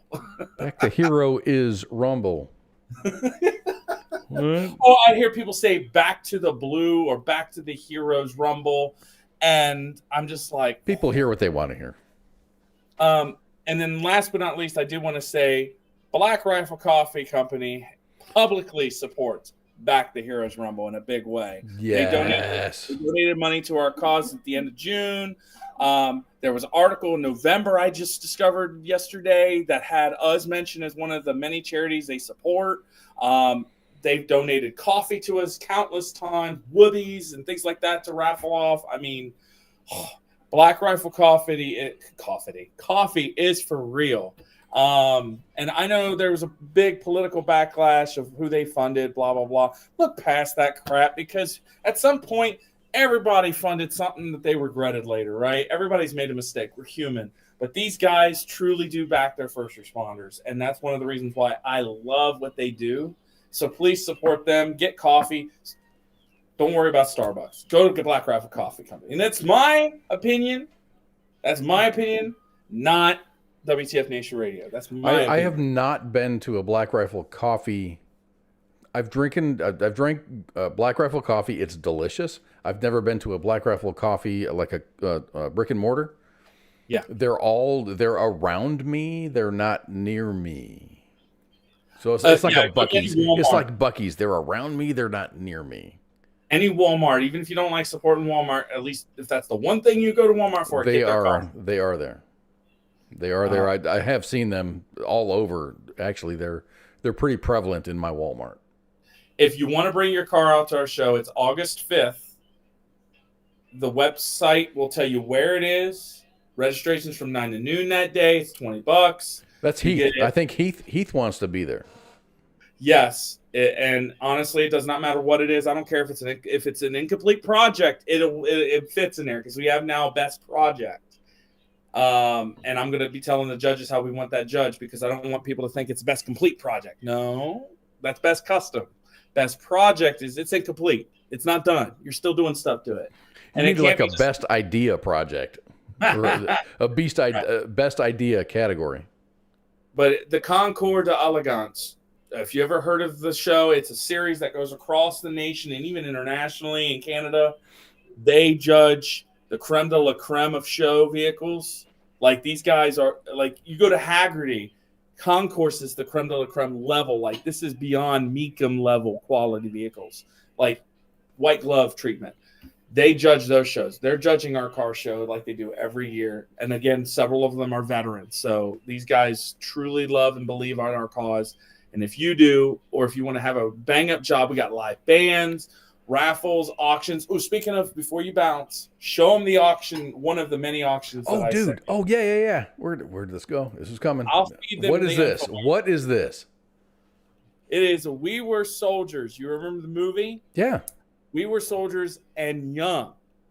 The book written by Hal Moore and Joe Galloway, autographed by both of them, in with a photo inlet from Vietnam, auctioned right now. It's a rare piece, and we are auctioning it off, and it's not going to be expensive, but it's one of those military, I would consider it a trophy. It is a memoir of Vietnam like you'll never find ever, and it's autographed, and it's a beautiful mint condition book. We will be auctioning that off along with many other things, including autographed Pete Rose bat from the 1970s.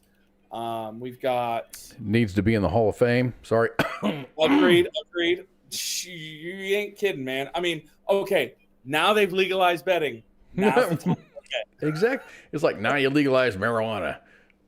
God, you need to vacate all of those convictions. Right. So, no, as always, thank you so much for letting us plug and take an hour of your time. Where can we bid on this lovely book? That's the challenging part. It is in person. I don't have a website devote to auctions at our car show, just our golf outing. Okay. So it is an in-person auction. If you win, you'll have to take it home that day. We can't ship it to you. If a friend of yours is at our show and they want to bid on it, I have a friend. I got a friend near you.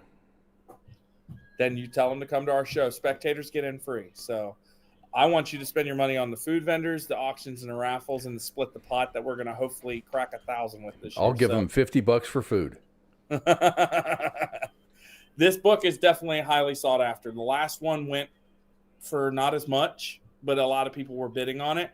And so I feel like it's going to be the same boat. Can you give us a dollar amount? Like a range? I believe, give me 1 second. I'll look right now. I have my Excel open. You are lucky you asked me when I had it open. Starting bid's going to be $225. Outstanding. So it's definitely $225. Yeah. Like 225. Yeah. $225,000. Yeah. 3 numbers to the left of the decimal. No. Okay. You have to be in person to bid, though. Never mind. I was about to say I can bump that up a bit if you want, but you know what? And honestly, guys, I think if you guys really want an opportunity to enter into any of our auctions, next year's golf outing, we do a website. You don't have to be there to enter in the auctions. So I'll make sure. You had great stuff. You had great stuff in your auction for that golf outing. I appreciate that. Our auctioneer, I'll tell you his first name, Todd. He's amazing. He does signings year round, does bourbon tours year round, selling bourbon. He can bourbon tour his ass down to Texas. He probably would. There's a couple distilleries down there worth a damn. But yeah, I mean, he will literally go all the way up to Cooperstown, meet with pros and get autographs before they're inducted, or right when they're inducted. He'll go to Pittsburgh and get. This is his thing. This is his thing. This is what he does. Flyer stuff that's he can get it. This guy's pretty cool, and he is he doesn't do it to just any events. I think he only has 3 other major events he does this for. I could be wrong. If I'm wrong, Todd's going to let me hear it. But he is very exclusive with his auctions because he wants to keep his costs down for the charities. Correct. That he supports. That makes sense. So he is very gracious with his efforts, and he is a big part of our success. All right, Carl, dude, thank you very much for being here again. I have to make room in the file for. I think you've been here 6 times. I think I saw. Did we reuse a graphic once? I don't know. Yeah, he's got frequent flyer miles at this point. He does. I need a credit card. But I'm really, really great. I'm very, very glad that you are able to come out here, and we're very proud to be able to push your mission, man, because you're awesome. Your organization is awesome. We appreciate it, guys. It's not easy running a charity in today's world, especially one with the very service and entities that we're trying to serve. We've had Zucker try to kick us off. We've had people try to cancel us because they didn't like police for a couple of years. And now it's now in the Love Cops. So, I mean, it's just crazy. But yeah, honestly, and I think I mentioned this to Ice in the chat when I was talking to him in the private chat. I said, if you guys want to do a segment and I be part of that segment, like I run a segment with you guys in the future, let the leadership know I'm willing to do it. It doesn't need to be a whole show. I mean, if you got something coming up, man, just let us know. Yeah. Either way, I just love what you guys do, and I think the military would be having an empty hole without you there. So, likewise, man, we respect you guys a lot, and we appreciate what Back to Heroes Rumble does, man. It's not, it's just police fire. It's, fallen veterans. It's everything. It's the whole gamut. So, and just remember, folks, we are 100% volunteer. Nothing goes to our pockets. It's all either just operational expense or direct impact. No in between. Thank you very much, Carl. Any parting words from you, Carl? If there's anything I could leave people with, it's this. For a veteran who feels like, he may be at his or her end of the rope, or feels like they've lost purpose. A lot of us feel that way when we first get out. I'm going to tell you, every day is a struggle. It'll never go away. But to make it better, find something that means the world to you, even if it's just something as simple as giving to somebody once a week.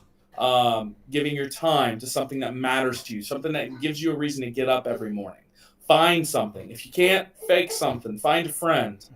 Find a new mission. This is my healing mantra. This is what I do to keep my demons lulled. And even some days get the better of me. But this cause is literally saving my life. So find something that gives you a meaning back after you left the service, and sink your teeth into it and never give up on it. Fuck yeah, Carl. Hell yeah. All right, everybody, we are going to take another break, and then we're going to come back and close the show out. Ladies and gentlemen, that was CARL WHALEN from Back the Heroes Rumble. We are going to be back in just a couple of minutes. Actually, it's not even going to be that. We're just going to play a song, and we're going to come and close the show out.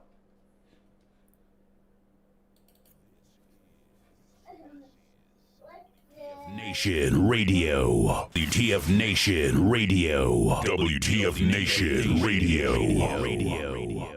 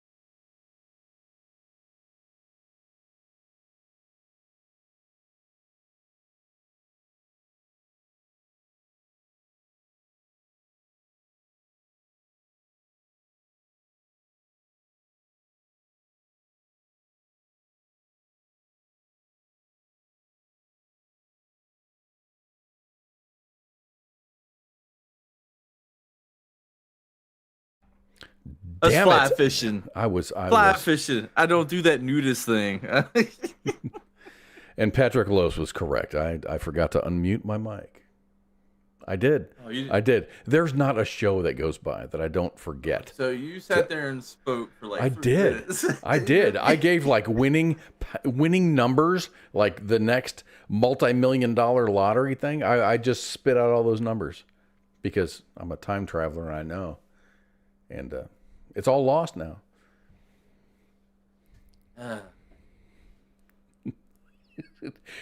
I believe you are muted. I'm not anymore. But all those winning numbers are just out in the breeze. So what's I asked you to drop some Pooky knowledge on us, man. You got some Pooky knowledge. You know, I normally like do the whole like my little end of the skit, but I'll say something today that's a little different. Resentment and complaint are appropriate neither for oneself nor others. And that's a hard one for people to understand. Resentment and complaint? Resentment and complaint are appropriate for neither for oneself or others. So don't complain about people and don't resent people. Resentment will sour your soul. Yes, it Complaining does nothing unless you have a solution. So yes, I completely agree with that. Mm-hmm. All right, everybody. My name is KOZ, and that's Spooky. I think we're going to be out of here. We're out. We're out. Our next show is going to be on Sunday with the Sports Bar, and let me flash this thingy. I'm going to flash my thingy here. Can I get arrested for that? Here's our show lineup. On Sunday, we're going to have the Sports Bar. Monday, the Monday edition is back. Pop Culture Warrior. CQ is going to be back on Tuesday. The Smoke Pit is back on Wednesday. And Sergeant's Time is here on Thursday. We're going to be off. Friday Night Freedom is going to be off next week, but then we'll be back. But you're not going to be here because you're going to be in Texas somewhere baking your ass off. Hopefully killing some hogs, but dude, yes, you need to get one of those. I mean, you can't swing a dead cat without hitting an organization that'll take you up in a helicopter, and you can go cap some hogs off. That's what I think we're trying to do, but we're working on that right now. All right. Well, thank you all for hanging out. My name is KOZ. That's Pooky, and we are out of here. Have a good night, everybody. Bye.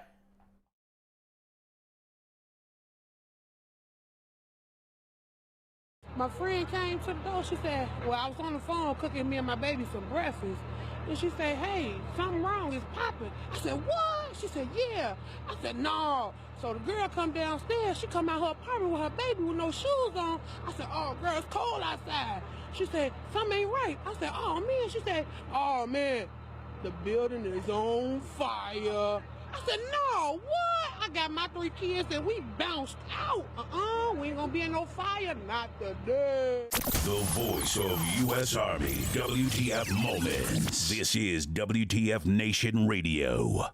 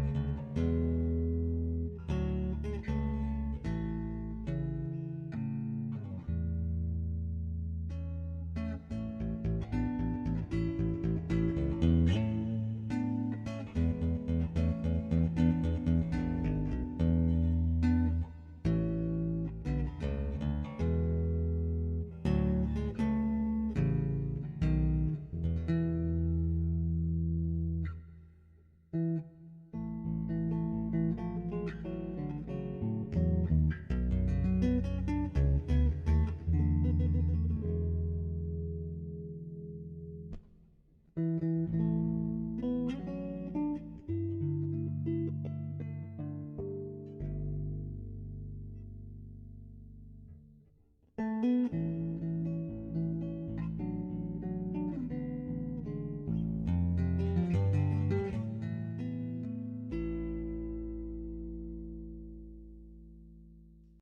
is WTF Nation Radio.